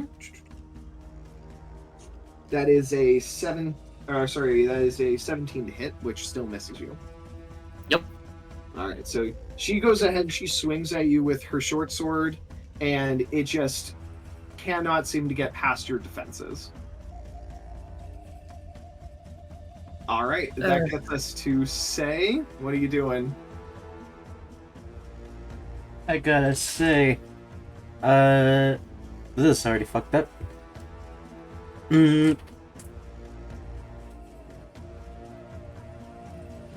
Let me look at my spells again. Fuck, I forgot. Let me get my spell slots back. I forgot to put it back. You forgot to put him back from her long rest. Yeah. I do want to say the goal here is not to kill them. It is just to. So we're scaring them. Got it. I mean, don't be afraid to injure them a little bit, but like, yeah. I'm gonna toggle my non-lethal and we'll be ready. I'll just do that and target this person. I'll keep the red mark check. So. The red marked one. All right, what are Yeah. you doing? Hunter's mark, and then what else are you doing? Go down here. Wait. 1, 2. Like around there. Okay. And I'm gonna do my longbow. Yeah, I'm gonna do my longbow. Longbow. All right. Oh, whoops. All right. 13 to hit. That is a miss. In order to use Portbreaker, I have to make it get an attack first, or Yeah, you have to land an attack, yes. But he's also underground currently right now, so you can't actually hit Billy. that's fine. I'll just hit her again because extra Alright. attack. You're attacking Tilly. Got you. Oh my. All right, that's a hit on Tilly. 9 and what is it again? D4? Oh, D6. 6, yep. 11. Damn, those are roll. All right, so that is 11 points of damage on her. Yeah, well, I'm just trying to knock them out. All right. Anything else? No, that's anything else I can do. Okay. That gets us to Noche. Oh, Oh, alright. I'm gonna move about 5 spaces right here. I think that's 5. I can count. I swear I can. You're And then I'm doing gonna go great. ahead. I feel like I want to hit the one with the red marking with my shield boomerang. I haven't Go for done it. it in a while. I need to get my my bearings. Go for it. Okay. One with the green markers underground, technically, so... Okay. Perfect. Alright, that's a hit. Jesus. So then you do 9 points of slashing damage. Perfect. I went for the ankle. I'm going for the. I shield bashed her ankle, and I hope I shattered the bone. So you go ahead, you throw your shield below her shield as it just kind of goes under her shield, hits her right in the ankle. Yep. I'm that So precise. she's prone now, or So you do have extra attack. Oh, can I do it again and go for the other ankle? Yeah, so you throw your shield, hit her ankle, flies back to you, you throw your shield again. Yeah. Wait, don't I have to roll for damage? It rolled automatically for your damage. No. But if I'm doing another attack, do I have to roll again? Is what I'm asking. Yep, you have to roll another attack, yeah. Yeah. Okay. That's a hit. Jesus. wow. Mr. Captain I mean, America here. yeah, I mean it is a +6 weapon, so Alright. Some people say they take an arrow to the knee. No, you took a shield to the ankle instead. A I've shield always to the chin. wanted to say that. I always wanted to say that. God. Remember, these are kids. Alright, that They gets us say as I give to... someone third-degree burns. I'm assuming then you're done then. You're done Yeah, then. that'll be the end of my turn. Okay, so that gets us to Lucid then. I'm gonna try to go. Oh shit! Wait, can I not? Hold on. Oh my god, can I not move myself? Hold up. Let me. You're struggling to move your character? Yeah. Okay, there we go. Now I got it. You're able to move it? Yeah. I'm gonna be. Okay, so the green dot mean like which one's underground and which one's not? The one Green with the dot. green dot is underground. Green dot is underground. Okay, I'm gonna be right there. I want to ask a question real quick before I punch somebody. Okay. Do we really have to fight? Why are we fighting? Like, what is the whole point of this? Set down your valuables. Literally, I got an angry ass deer who's gonna kill one of y'all. I don't think that'd be the wisest thing. Not gonna kill him. Just Hush. You're willing to hurt. You're willing to hurt him, and I got a kobold who's wanting to break your kneecaps. So, literally, I think you should. And this is coming from me. I think you guys should surrender. This is me. If I'm saying you have to surrender, I think it's you should listen. Just saying. You can try a persuasion check then. I want to do a persuasion because I'm like, what the fuck? Why are we fighting? This is like the one time I'm like, why? Oh, damn it, where is it? Persuasion. Oh, there it is.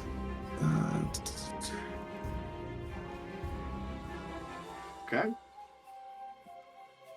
Technically you're in the middle of a fight, so you actually should have disadvantage. Give me another persuasion check.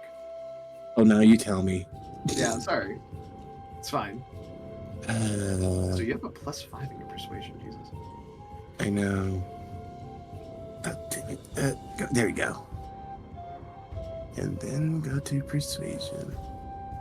Oh, you didn't need to put it onto that, but there we go. 12. Okay. So, sadly, the fight has already begun. Her brother had gotten steam breath, so yeah, she's Thanks, angry. Jasper. hey, Thanks, Jasper.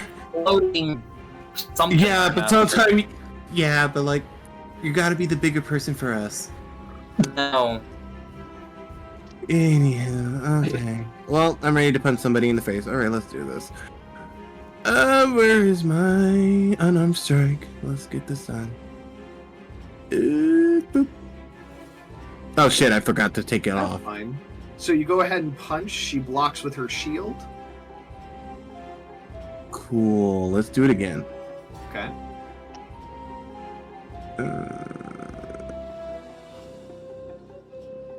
Alright, you get past her shield and hit her that time.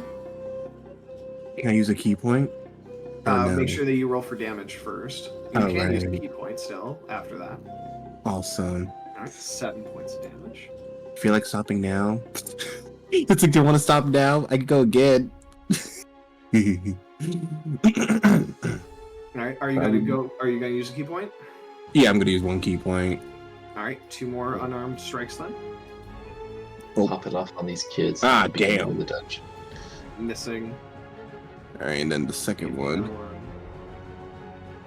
And that Shit, misses. Yeah, that misses also. Sorry. Alright. No worries. And then that's about... Because I don't think I can move anymore, so I think that's about it. Yeah. Alright. Alessandro.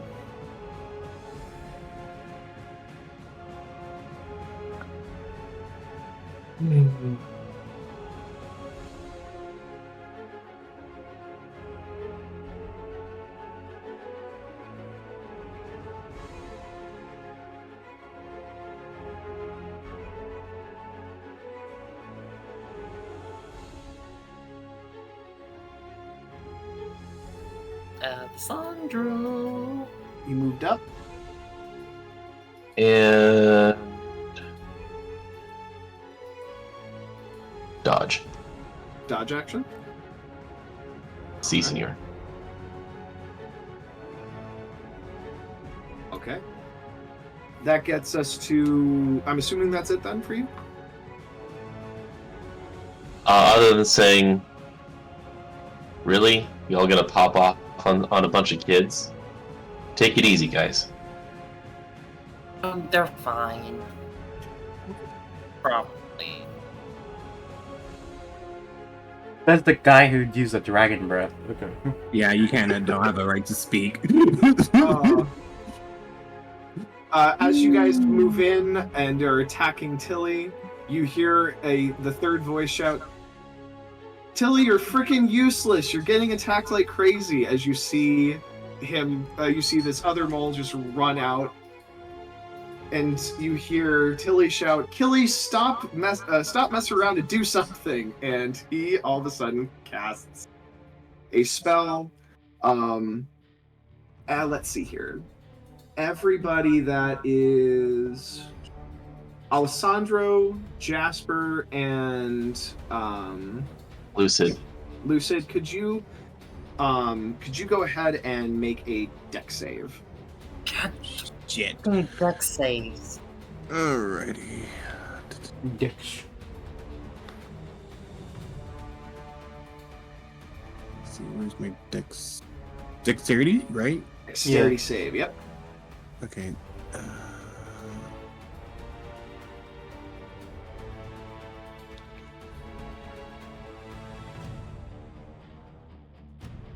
Now, what did this kid throw at us?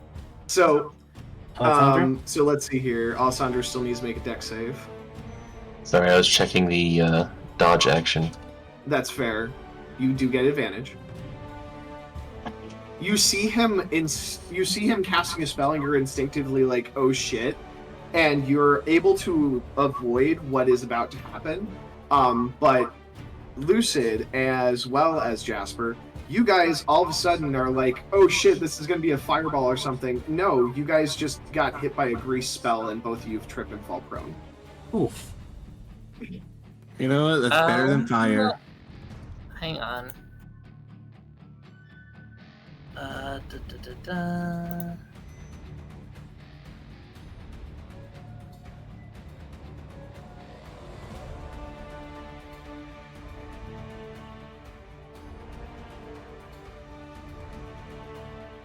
Mm-hmm. You have something to counteract grease? Chris. Yeah, kind of. It's my unshakable guard. Unshakable guard. When an effect would knock you prone, you can use your reaction to remain standing. Yep, so you can do that if you wish, but you can't do that until you yes. finish a short or long rest. Yep, All I right. will be fine with that. All right, so you feel your feet slipping, but then you just kind of grind your hooves into the ground, and you're able to stay standing. So it's just Lucid that gets greased up. Basically. Yep. Well, you guys are still standing in the grease, but you're standing in the grease, but only Lucid and is Laying in the grease. Yep. Yay.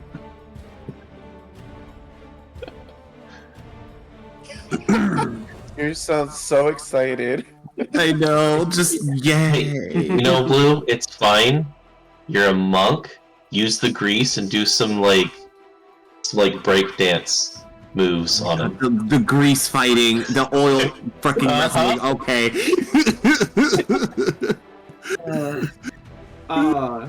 You actually see a bit of dirt kind of move in a mound, like you can see a tunnel underground a little bit, and you see him pop up all of a sudden over here, and you see Billy all of a sudden move up and just try to stab Jasper in the leg with his daggers.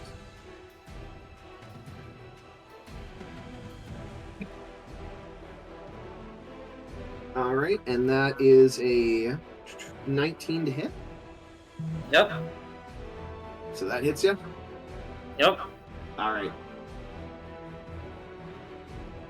And let's see. Sorry, I have to double check his damage on that. Because he's using his daggers. Okay.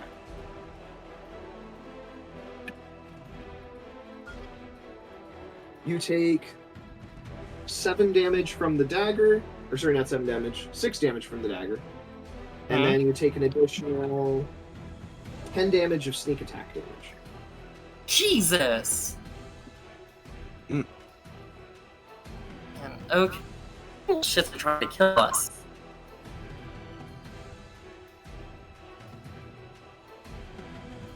See, you should have dropped your stuff when you had the chance, as he's just like as he's sitting in his hole after stabbing you in your ankle. You're not wrong. All right, you little brat.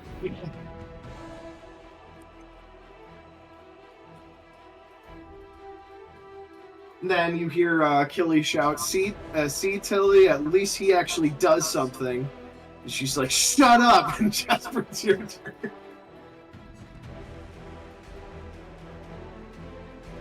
Yes, their names are Billy, Killy, and Tilly. Oh.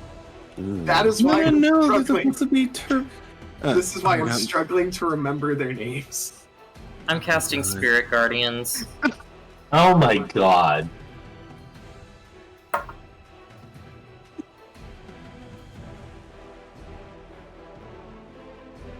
Alright, Violet as cleric. Alright. Let's see, they all I have. am being stabbed. I'm having shit blown up in my face. What the hell do you expect? What kind of reaction do you expect? Alright, so they both need to make what type of saving throw again? It is a. I believe it's Wisdom. Yep, wisdom Yes. saving throws, so they both make a wisdom save. They both fail.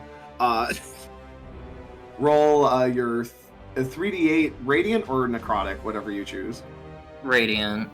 Alright, radiant. 3d8 radiant damage then for the two of them. Yep. Jeez. Alright, so. It takes 14 points of damage. Suddenly, birds made of light fly out and just start blasting people. Eric, when you said the kid's name, you all know the first thing that came to mind? What's the first thing that came to mind? The DuckTales thing when she's like, "Wait, Huey, Dewey, and Louie? No, I had Donald named them Jet, Turbo, and Rebel." I could have been Turbo. Turbo.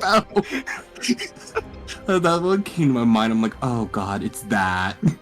Oh, it's alright, so Jasper, anything else that you're Yeah, I'm going to cast. You're casting that cantrip that helps you with concentration.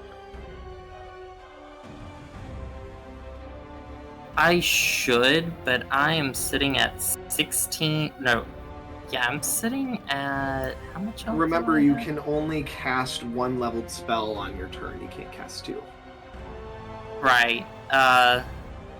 So yeah, I'll be casting the Moment of Resolve. Okay. So now you have damage can't break your concentration on a spell. Correct. Alright. And then I'm assuming you're not moving? Yeah, I'm not moving. Alright. So then Tilly's just like, Billy, you shut the heck up. And then she just goes ahead and swings her short sword down onto...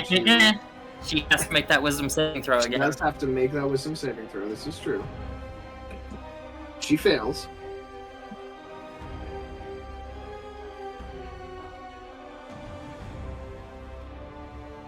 So she takes another 11 points of damage. Okay. So then that is now... Oof, she's not looking good. You Alright. can surrender at any time. She still says... she still tells them to shut up, and then... Or tells Killy to shut up, and she swings down on our prone raccoon with her short sword. Let's see, that is a 22 to hit. What the fuck? Okay, that hurts. 22? 22 Wow. to hit. Well, because Yeah, he's prone, so she gets advantage on the attack. Right. But 22 to hit. Damage, on the other hand, is only 5 points of damage. Oh, thank God. 1, She attacks 2, again, though. 3, 4. Oh. And that's 23 to hit. Oh my God. Okay. And then you take another 9 points of damage. What? 9 Oh, points sorry, of that damage. flipped. Sorry, that actually slipped. 4, 5, 6, 8. Okay, you know what? I'm backing out from this fight. I'm backing out from this fight. I'm backing out. I'm not fighting this. Wow, running away from kids. No, it's just, you know what? I am not dealing with this. Forget this. That gets us to say, what are you doing? How far can I go? I go 45, right? Yeah. No, 35. 45. 35 you can go, sorry. Sorry, my bad. Whoops. Oops, that's not. Sorry, trying to measure. Oh.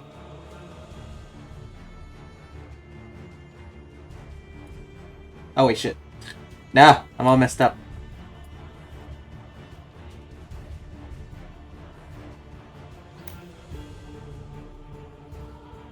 What are you doing? I'm just trying to see. I guess I'll go up to the blue one. I don't mind getting Jeez. getting reactive. You can technically get there, Jesus. Alright. So yeah, she's still gonna try to swing at you. She misses.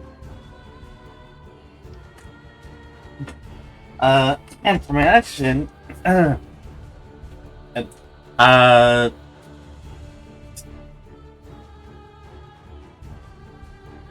Dully? I think? What are you doing? Trying to talk to him. Or them. What'd you say their name was? I wasn't entirely sure what their name was. I remember it's Tully, Billy, and... Billy, Tilly, and Killy. Oh, Killy. Wait, is his name Like Killy? the dwarf from The Hobbit. I wouldn't know because I didn't watch that. Tilly and Keely. Yeah, I'm talking to Small and as saying, Killy, I think your name is? Yeah? Yeah, look, I don't know what's going on right now. I'm very sorry my friends attacked you. Do you mind if we talk, see if we can work this out somehow? As like, look back, they're all fucking scrambling. I was like, we can just chill. You have disadvantage, but persuasion check. Disadvantage on persuasion? Yep, persuasion check, disadvantage. Unless you're threatening, then you can do an intimidation. Oh man! Yeah, Oh, 12. Sorry. no. That reduced down to 10.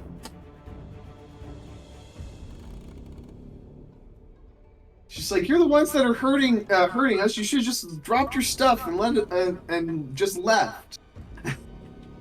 Look at that counts as my action, right? You still can attack with something else, but you'd have to drop. Well, you had to drop your weapon before. So what did you drop before?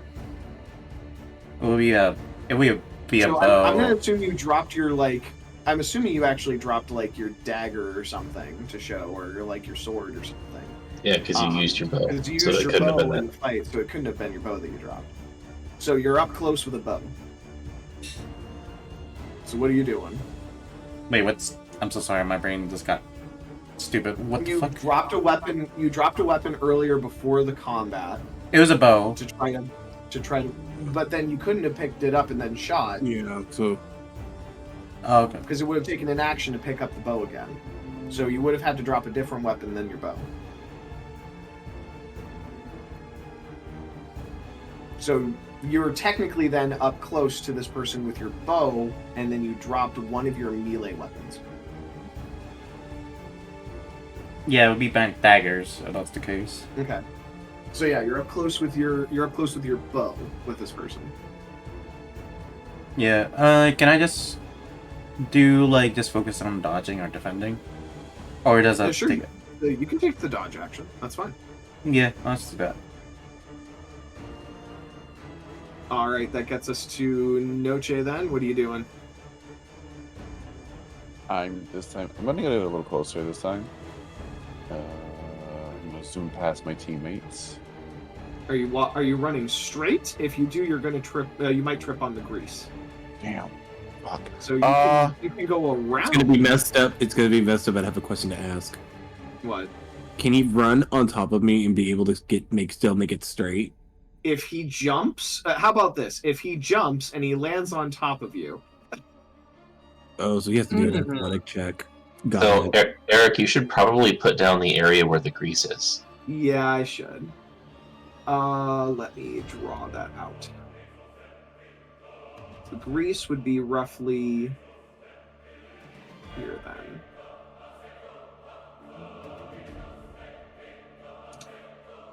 And on sounds So is not effective. you can run around it and still not be in the grease. That's fine. Okay. So that's where the grease is? Oh, if that's the grease, then can I just not work my way around it then? Yeah, you can just walk around it. That's fine.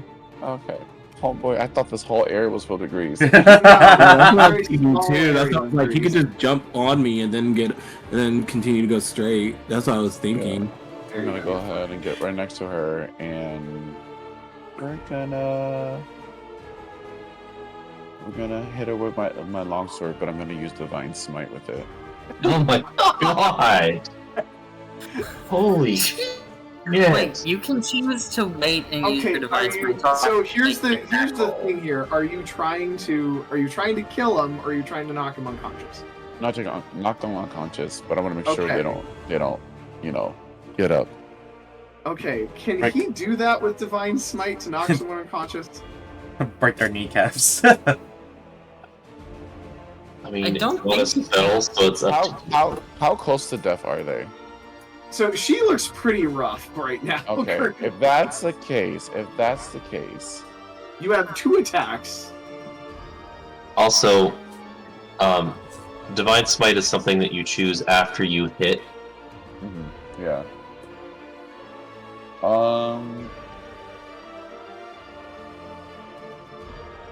I guess I will just swing my sword, but I'll use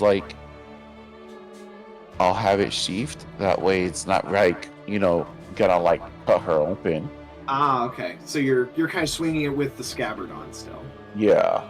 Gotcha. Okay. That's fine. I'll allow it. All right. Make your attack roll then. That's a miss. Oh well, it don't even matter. I was being considerate. That's what I get. I was being nice, and that's why my roll was bad. Now you can try again. Yeah, I'm gonna go for it. There we go. That's There it. it is. All right. All right. So technically it would be bludgeoning damage, but there you go. She Yeah. looks very much like she's about to go down. As you kind of just swing your sword with the scabbard, bat her on the shield, but then you swing again and you get an opening and you hit her pretty hard. I like to think that I use the momentum of me being blocked with the shield to sit on her shield, and then look her dead in the face and just swing on her head. Damn. Swap. Just Love You did cracked her over you did the this to head with yourself? the pommel. Anything else that you're doing, man? I'll point my finger at her you might as well give up, or we're gonna keep going.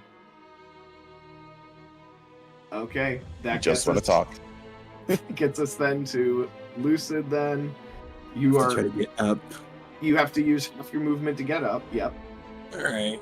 Do I use any checks for that, or just Nope. use my action for that? You don't even have to use your action. You just use your movement to get up.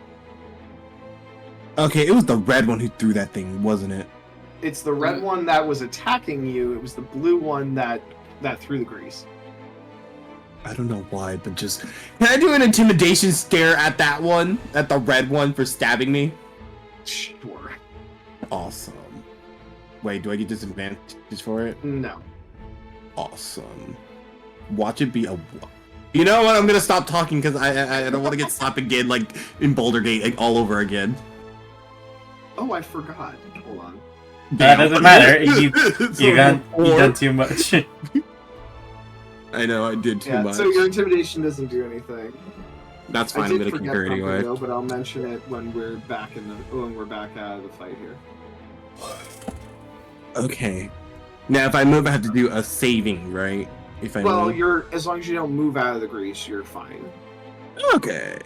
Because I was gonna go right here, but then that gives me an opportunity of attack, doesn't it? No. No. And then, so you get out of the grease, and then you're going to try to attack her. Then Yeah, I'm sorry, Let's see, what? How many squares will it take for me to get to Bluey over there? Bluey. 20, The one that's marked in blue. 25, and you had to use 25. half your movement to get up, so... Yeah, so you wouldn't be able to get to them because you used half. I may not be able to get it, but I can still throw darts at them. Darts at the kid! So tell me how far I can go, and I'm gonna start throwing things. You'd be able to throw the darts at the blue one. Okay, where would I be marked at? So I'm assuming it's gonna be like You'd right. be able to, yeah, if you get there, you'd be able to reach with your darts. Alright, so right about, I think right here, right? This is good, yeah. Yeah. I'm gonna throw So shit. you'll take the opportunity attack from her as you're moving away from her, though. Or I could just be mean and say, "Oh yeah, I have a cloak that literally does stuff." Hey, let's see, what color do I She feel misses today? her opportunity attack. It's fine. All right, I choose blue. If I remember correctly, blue means ice, right? For Yes. I'm gonna do ice at her. I want to sling ice for stuff at her. I choose the color blue, and I will do. Damn it! To which one? Right. You miss. Damn. Well, Okay.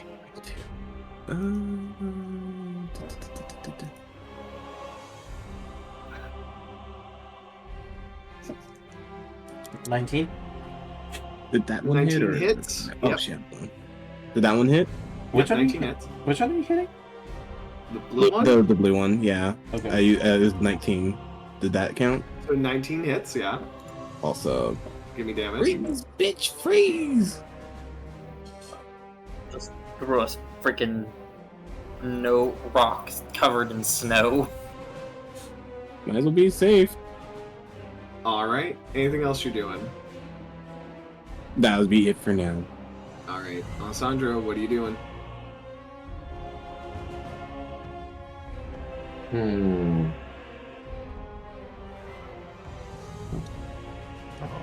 Selection.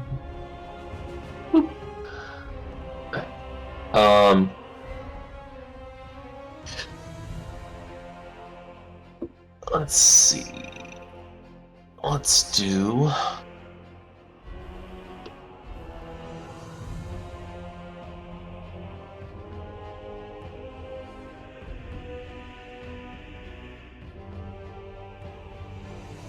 That. Nope.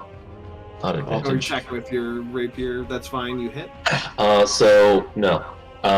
You need to make either a athletics or acrobatics check, your choice.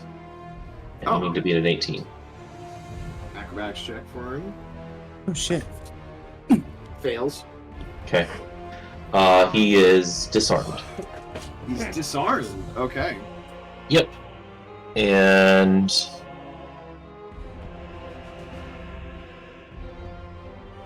I'm just going to step on his dagger.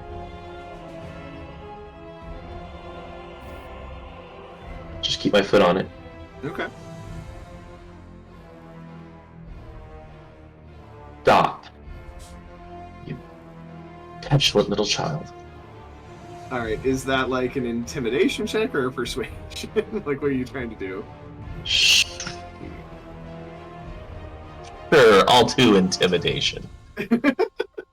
He'll have a better chance then.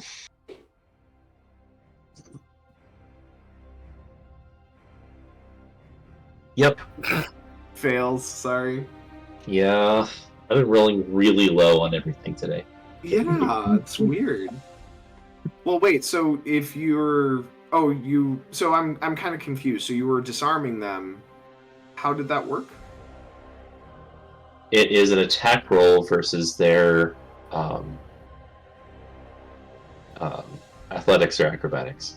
Got you, and you weren't going for damage. Okay, that is a roll. I forget about that. Very cool. Yeah, if I had one of the class abilities that lets me disarm on an attack, then I could also do damage. But I don't have those. All right. Killy is kind of scared that he has somebody right up on him. You see him go ahead and cast another spell, and now there are 3 of him. Ooh, I want to learn that spell. And then You have a he sword is, that lets you do the same thing. Yeah, you have that. I know, but I mean, it wouldn't hurt to and have more. yeah, he's just gonna stay there then. Are you gonna make 3 more copies, or?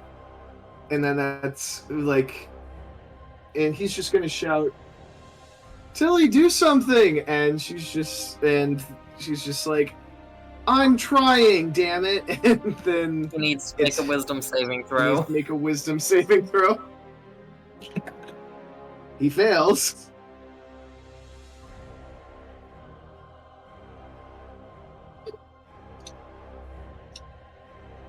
Jesus 15. Christ. The old bird swoops out of nowhere and just dive bombs him. God. Oh. Okay. And then. Sorry, I need to do my math right there. Okay. He's going to cunning action, disengage. He goes down into his hole again and tries to burrow away because he lost his dagger.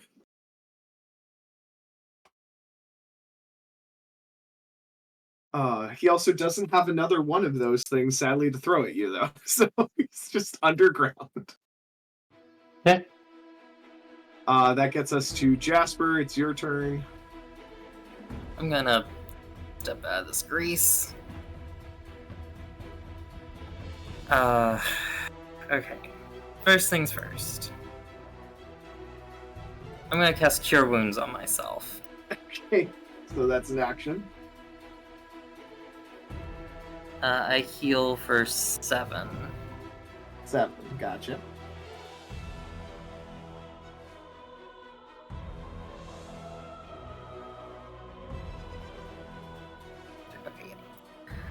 Okay. And then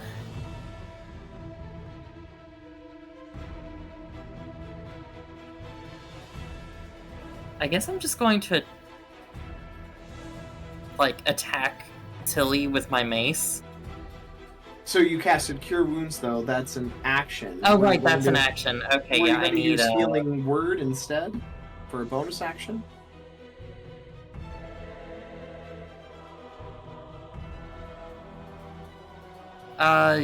no, I'm gonna use Moment of Resolve again. Okay, Oh shit. I was trying to move the scroll bar. Ignore that. that's fine. So you use Cure Wounds as an action to heal yourself. Then you're using bonus action to maintain your concentration. Yep. All right. And I'm like, just surrender. Please. All right, but then that's her turn then, right? If you're standing Yep, and just make a wisdom saving. there. Okay. So has to make a wisdom saving throw. I think no matter what, she is going to go down.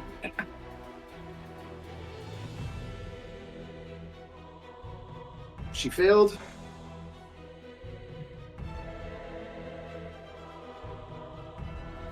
$16 radiant. 16 radiant. All right, yeah, she is down. Now, technically, spells should do killing damage.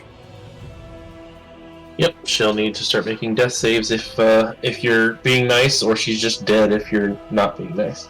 I will be nice. She'll be unconscious, so she'll have to start making death saving throws. So she will not be dead yet. But Yeah, I'm if playing you an X to show that she is unconscious and out of combat. So now she'll have to make a death saving throw. Failed. I'll stabilize her on my next turn. Say it's your turn. you'll need to Hmm? you'll need to also move away from her because your guardians will automatically cause her to fail a death save on her turn. Yep. No yeah, problem. that's. So say, what are you doing? Sorry, you can switch to.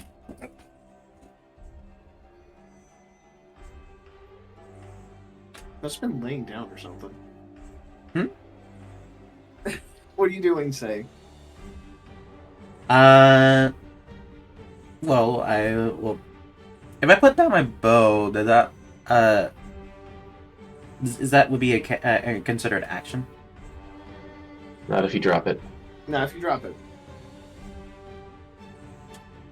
So if I put down, it doesn't be So action. you can drop your bow if you want. Free action. I'll put down a bow to see that I'm not trying to be hostile right now. To this guy, I was like, look, look, they're already got one of you guys down. It's only a matter of time. Just please, we're not trying to hurt you. We're just trying to figure out what's going on in the cave, especially at this. Actually, can you smell the rotten egg? So we're gonna start with the parlay on that. So give me a persuasion check with advantage. With advantage this time. Advantage this time, yep. Persuasion? Persuasion, yep. Oh, thank God. Thank God you have that advantage. I swear to God. All right. So with that, then,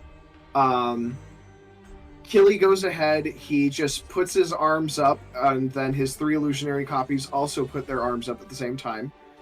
Okay, we'll stop fighting then. Just don't hurt my sister.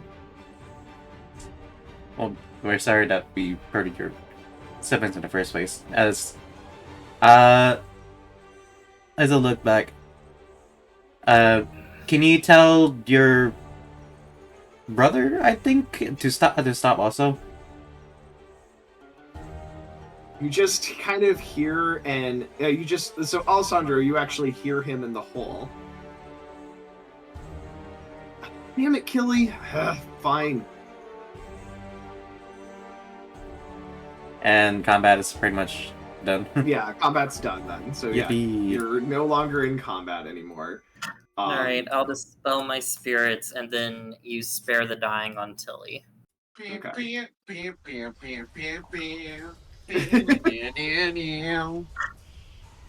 Sorry, we don't have a victory jingle. So That was the Final eventually, Fantasy victory jingle. so basically, what do you guys do then? So, Billy is staying down in the hole right now. He's not leaving the hole. Killy is in front of Yusei, and then Tilly is unconscious. So what are you guys doing? No.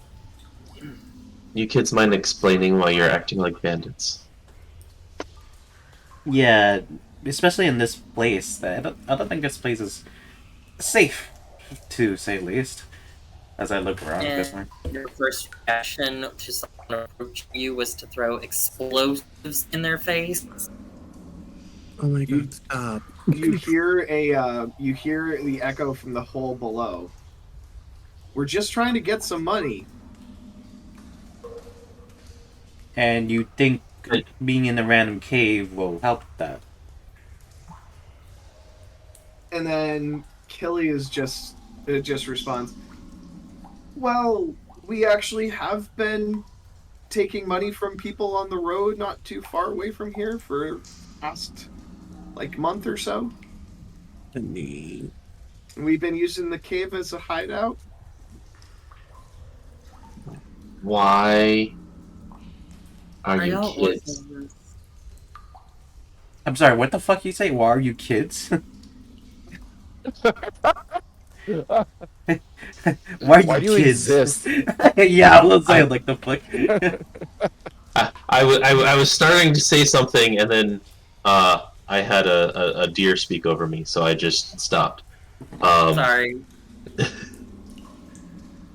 We'll go with your thing. Continue.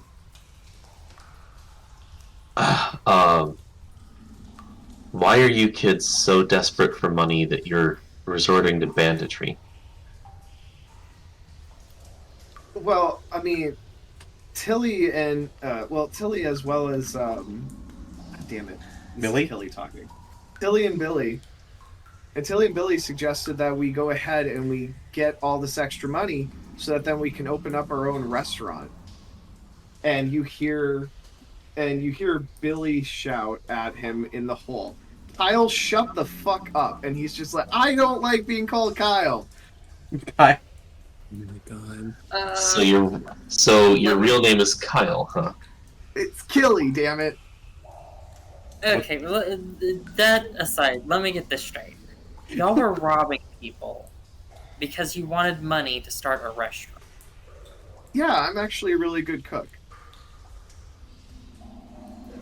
Okay. Did You hear Billy shout from the hole below. That's only what Mom said, and then Killy shouts, shut up! okay? How about Do well. instead of y'all robbing people,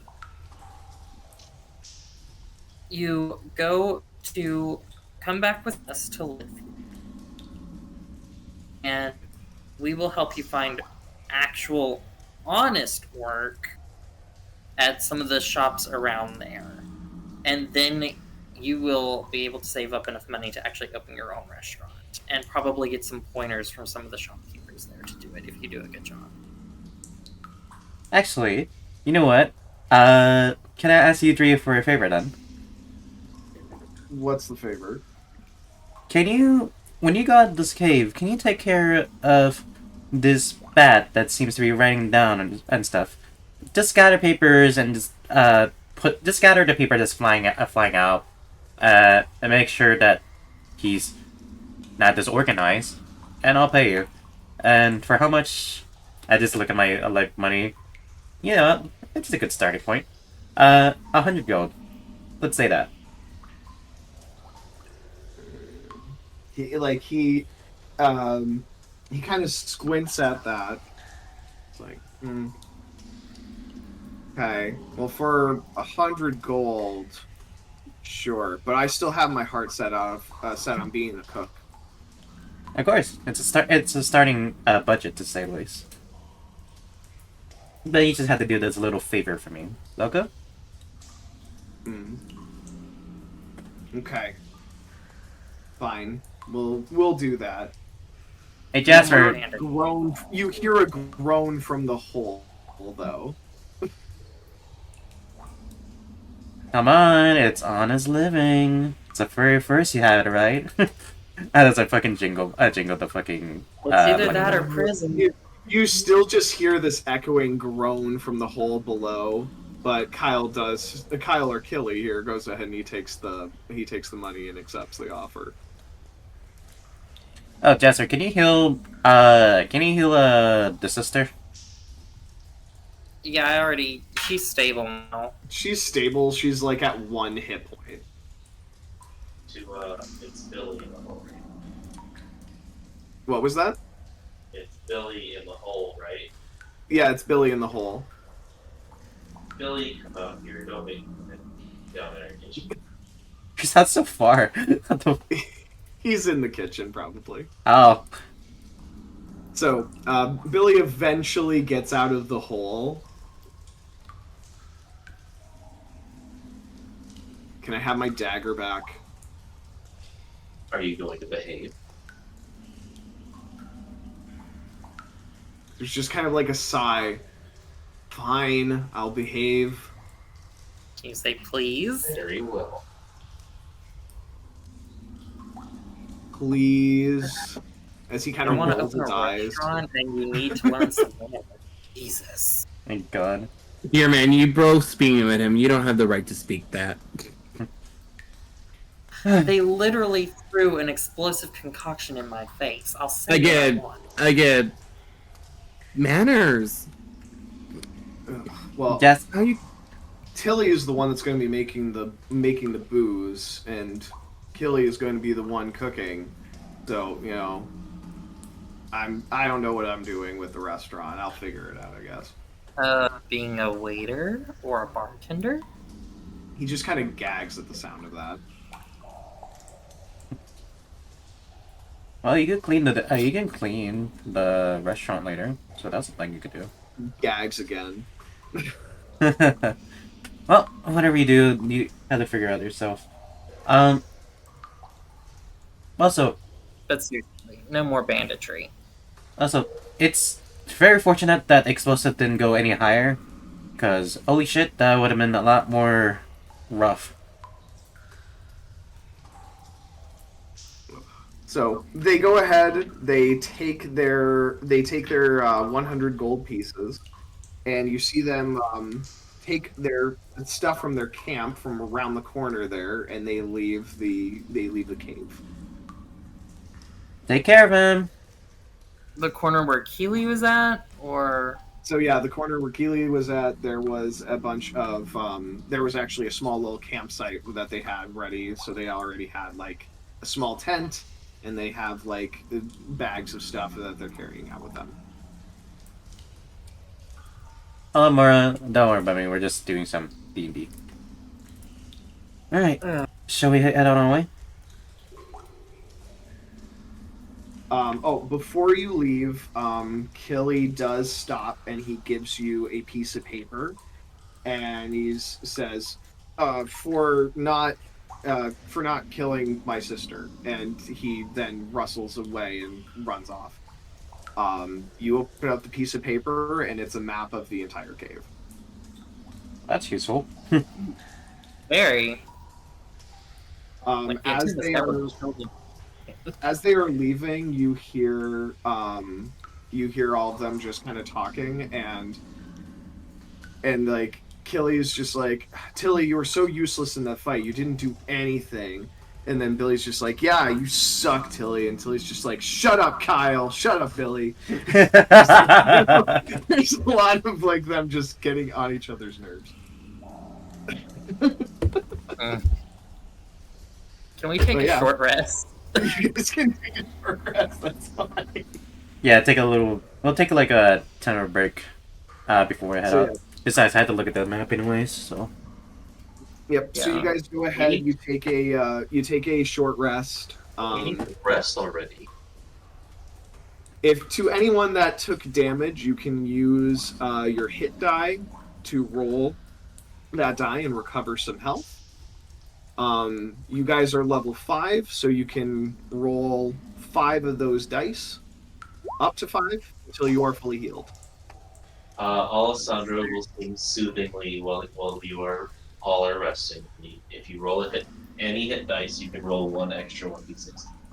So yeah, you guys can also roll an extra 1d6 with your hit die then. As a blue, how much fucking damage did it take? 8.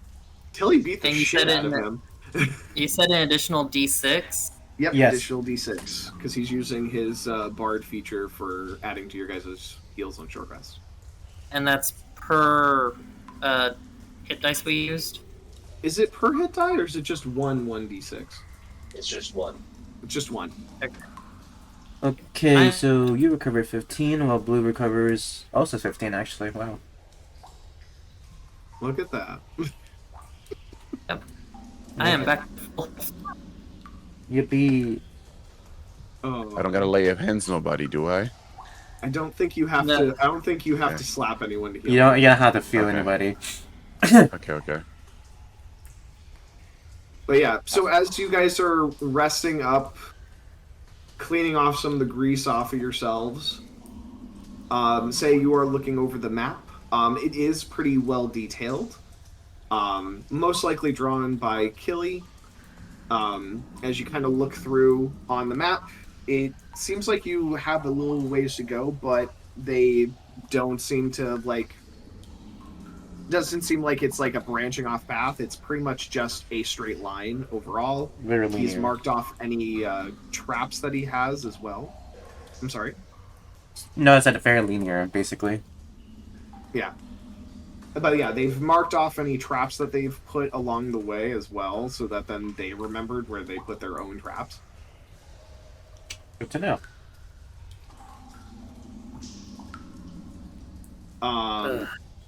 Also, there is one thing that they forgot at their camp. I just realized.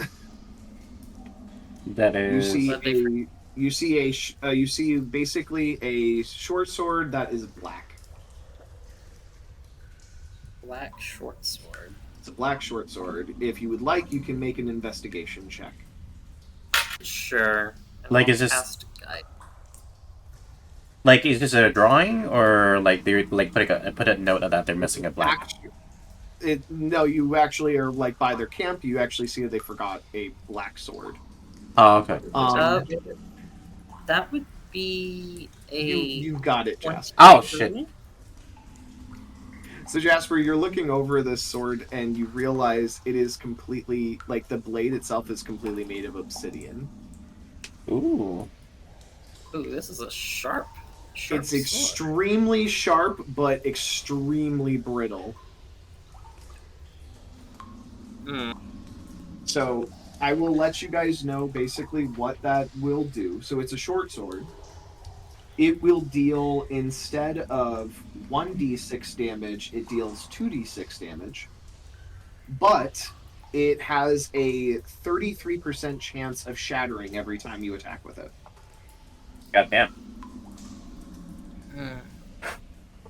Also, by the way, and I forgot to mention this, the luck of the god of gambling himself being blessed upon our raccoon friend for today.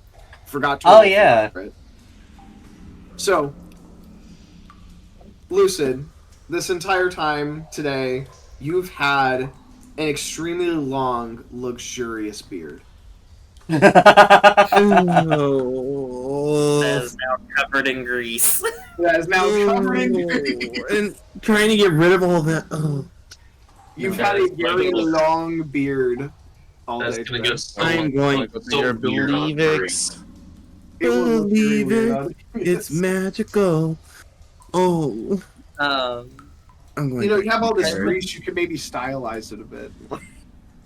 I'm going back to the carriage. I'm done. I'd like to reactivate my Vigilant Blessing, and also, I think I can do that more than once per day. And I'm also going to give creature stuff if it after the roll, or if I use the feature again. Okay, yeah, so I can just do that again. And I'm going to give the sword to Noche. Oh, thank you. So yeah, Noche, you have an extra short sword on you. Again, it'll do an extra 1d6 damage, so let me know if you are using that. But it is non-magical. It will also shatter if you roll too low for a percent chance roll. Yeah. Okay. Yep. That's fair. And you could probably sell it. You could sell it possibly for a decent amount of money, though. Mm-hmm. Yeah. All right. Now we are at 6:44 my time. I'm not sure how you guys are doing on time. I am getting kind of close where I have to get going soon. I have to do a stream soon after. Okay, so how about this? I will get us to your guys' next point then, and then we will call it, and we'll just end it at that point. But real quick then as well, you guys do know where their traps are, so you are free to avoid them, or you can try to interact with them. Is there anything that you guys are wanting to do with the traps? I'd say Since we know where they are. Yeah.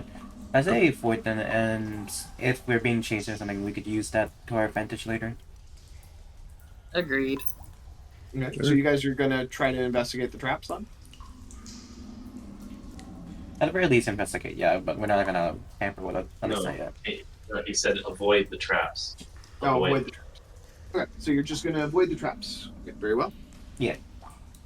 All right, so you guys avoid the traps, and you guys continue traveling down in deeper and deeper into this cave.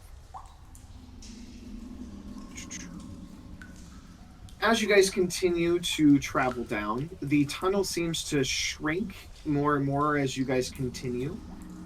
You turn around another corner, and you eventually face a wall full of cracked sheets of obsidian glass. There's a beautiful geometry in their structure, with shards catching and reflecting light. Each structure speaks to its incredible age. formed layer by layer over years, it seems. Above your heads is a black material that mingles with the stone and seems to continue beyond the wall. At the corner of your eye, Jasper, you swear that you see that the stone seems to shift and ripple below the obsidian. Can I take a closer look at it? Go ahead and give me an investigation check. With guidance. Okay. So, as you go ahead and you're looking through closer at it, it's like you have a ton of obsidian that's kind of blocking your path. But as you kind of look through it more and you look closer, you can see that you can actually get beyond this See what? obsidian, but you'd have to kind of break your way through. However, you also notice as you're kind of looking through, there is what you're kind of seeing as what seemed to like be something shifting or rippling. You're pretty sure is pockets of gas. Okay, Whoa. so we don't want to break this. So I'll give you this. You can easily break through it with enough force, but you definitely don't want to do anything that's going to cause a spark or any kind of fire. Okay, and we're completely blocked. Like, we're at a dead end in the cave, right? Like, this is the Yep. end of the cave. You're at a dead end, but you can tell that there's more beyond this. Like, there's just this thick sheet of obsidian glass that's in the way, or obsidian stone, but you can break your way through it. It's just going to take time. Okay, who has the chisel? Hi. Me? Okay, Noche has the chisel, so yep. So you can take out this chisel. It's literally a chisel that has a feather on the end of it. Because of course it has a feather on the end of it. You just need to use like a little tiny hammer, which a lot of you guys would have in your adventuring gear. Yeah, I've got it with just- my woodworker's tools. Yep, so then you just, over time, you can use that to chisel through. It'll go a lot faster, however, with that chisel. Yep. So you go ahead and you do that. So over time, you can go ahead and you can make a big enough hole for you guys to all get through. There are shards of obsidian glass everywhere as he's doing this. You guys are free to take them up off the ground, if you guys would like. Might as well. We could sell them. Yeah. So I'll say that you guys have enough here that you'd have enough here to make yourself at least one more like short sword out of obsidian if you wanted later on. And also enough to even make another 4 daggers out of this obsidian if you wanted. So Maybe you have use enough as to make a birds? sword and 4 daggers. I have a better idea. Obsidian tipped arrows. Ooh, how dare you? I'll just How put dare you, down. Synzin. But yeah, you guys do have enough there to be able to make a bunch of other stuff with obsidian. Alright. But yeah, then you guys go ahead and you continue deeper in, and as you guys continue to get deeper in, you are noticing that it is getting hotter and hotter as you continue to travel in deeper and deeper. As you are continuing to travel, you notice that there is a white-orange light that seems to be pouring out of the hole that you continue to tunnel through. And you guys eventually get into a new room. So I'll show the next room. I'll make a description of what you guys see, and then we'll probably call it after that point then, so people can get some stuff done. Mm-hmm. You follow the map Oh. pretty much, and you get to the very end of where you know where like Killy had mapped out for you guys. This thing's a phoenix, isn't it? You Huh. continue to travel in deeper and deeper. You descend into this hollow volcanic caldera. Sulfur hangs heavy in the impressively hot air. Where are we, by the way? And the obsidian that had blocked you before seems to crunch underfoot. Just put your guys' self on the far left side of the map. Oh. Here. Yep, you can put yourselves on the far left side of the map there. Yep, right where you have stay there. Very good. You guys notice that magma is bubbling audibly in a pool ahead of you that seems to illuminate the chamber. Light is constantly reflecting off of this glossy black walls. About 20 feet up, you notice that the stone has a very intricate and alien design that seems to be crisscrossing the ceiling and trails down the black wall. You notice that there is a huge egg that is tucked into its right side.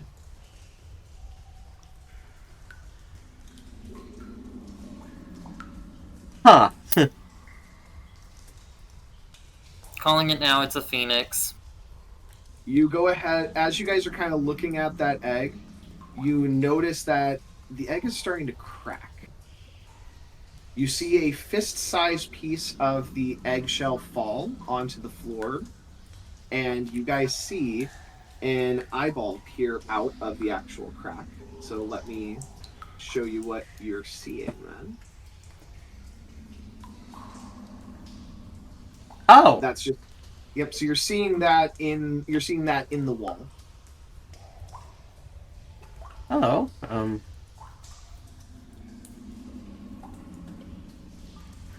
As you Okay. watch, the egg seems to wiggle its way out of the sticky wall and landing in a jagged circle of obsidian shards.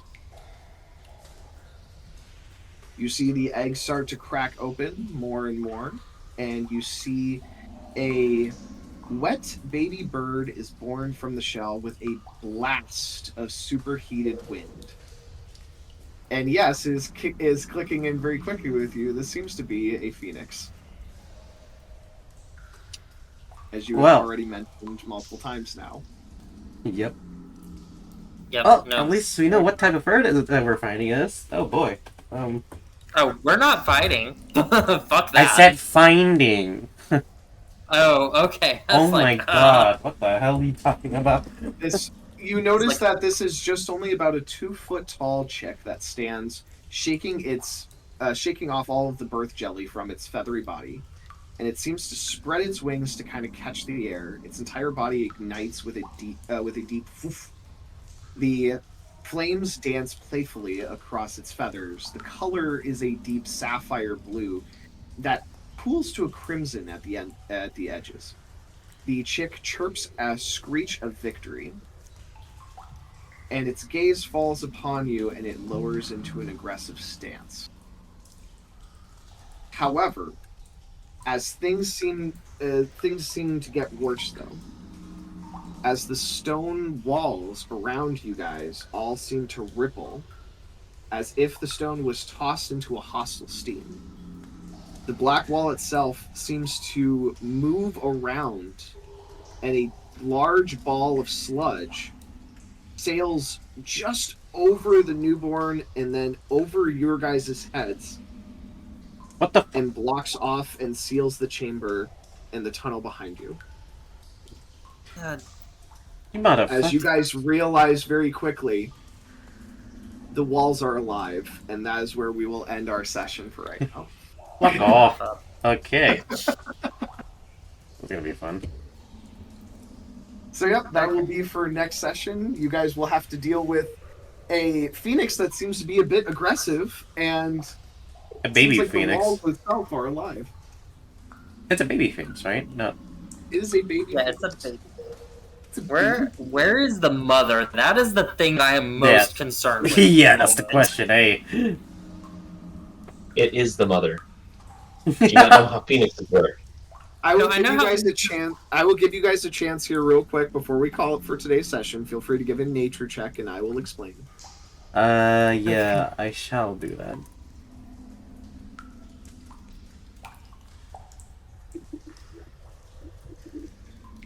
16. 16. So you now know. So you now know that it is a phoenix. You understand a little bit more of what's going on. That sucks. So I will say with this, this 100%. This excites you. You've always heard stories about phoenixes and whatnot, and you've always kind of wanted to see one for yourself. And this is just really exciting. But in the moment of excitement, you're just not remembering a ton about them. Besides, Firebird. Firebird. Just Jasper, you recount a couple of things that you've heard from legends. Number one is that these creatures, when they die, they just turn into an egg, basically, and then they hatch, and they are reborn, and they go through a cycle. And the cycle for these is actually pretty quick. So go from a chick to a juvenile pretty quick if it's in a hot environment like this. Okay, a little bit different Phoenix lore than what I was expecting, but okay, that. But it will go through all of its different stages of life, but as soon as it dies, it just turns into an egg and then it recycles through. Well, okay then. okay then. So yeah, next time then, guys, you'll have to deal with this this phoenix as well as the room itself. So that'll be for next time, though. Oh boy! Well, it's a good thing two of us have speak with animals. The question is it the same language? Oh god. I have bird food just in case. What the I have bird food. This is I'm true. ready. Oh gosh. Well, I hope. I mean, you guys the way it's still looking at us, it might think you're the food. So Don't know until you try. Either way, I hope you guys enjoyed the session. I had a lot of fun with Billy, Tilly, and Killy, though. yeah, Jet, Turbo, and Rebel. I love the fact Turbo. Like that came to, like literally the way how you said it. That's like the only thing that comes to my mind. It's just like, oh my god, it's those three. I love the fact that yes, they are triplets.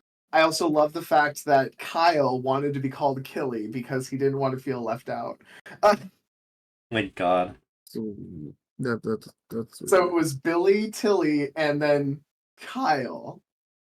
oh, He's like, no, I want to be called Killy. oh.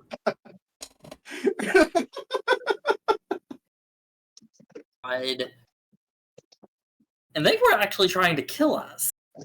Well, No, shit. they actually weren't trying to kill you. They were just trying to mug you. Okay. They would For have left future you- reference, if you're they just would've trying left to you mug unconscious. somebody, you don't throw explosives in their face.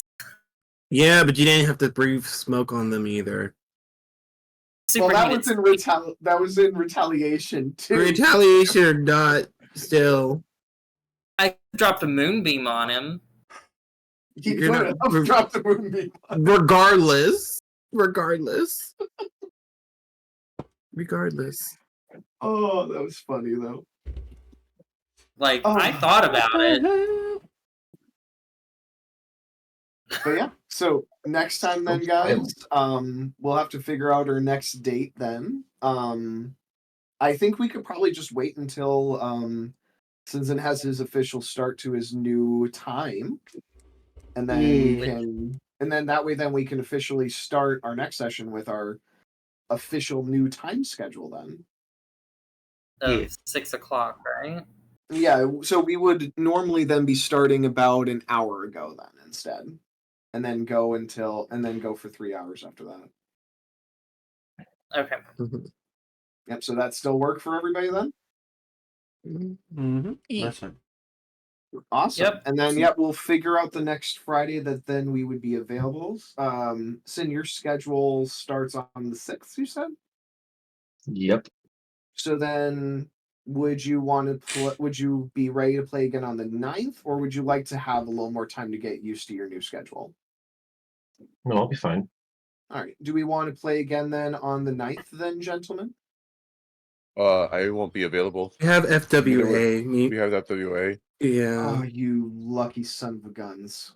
All right. 16. Well, 16? So then 16th then? Yeah. To be determined. I want To to be say that because determined. like I don't know how my schedule is since just Okay. getting this day off was something. Yeah, we'll tentatively plan then for the 16th then, guys. And again, I hope that, we'll still have our opportunities to have fun together in other ways. I definitely would love to play Repo with you guys at some point. I just need to buy the freaking game. Okay. Alright. Well, I gotta get Mm. food, so I will talk to y'all later. Yeah. Yep, I'm gonna I go I eat gotta food too. too. I gotta Me. decompress because again I just finished work. I had no time to rest, so decompress and I'll see y'all Aw. later. All right. Well, Yes. rest up, you Bye, guys. I y'all. hope you had fun. Bye. Bye. Bye for now, Bye. Z's. Wait, wait.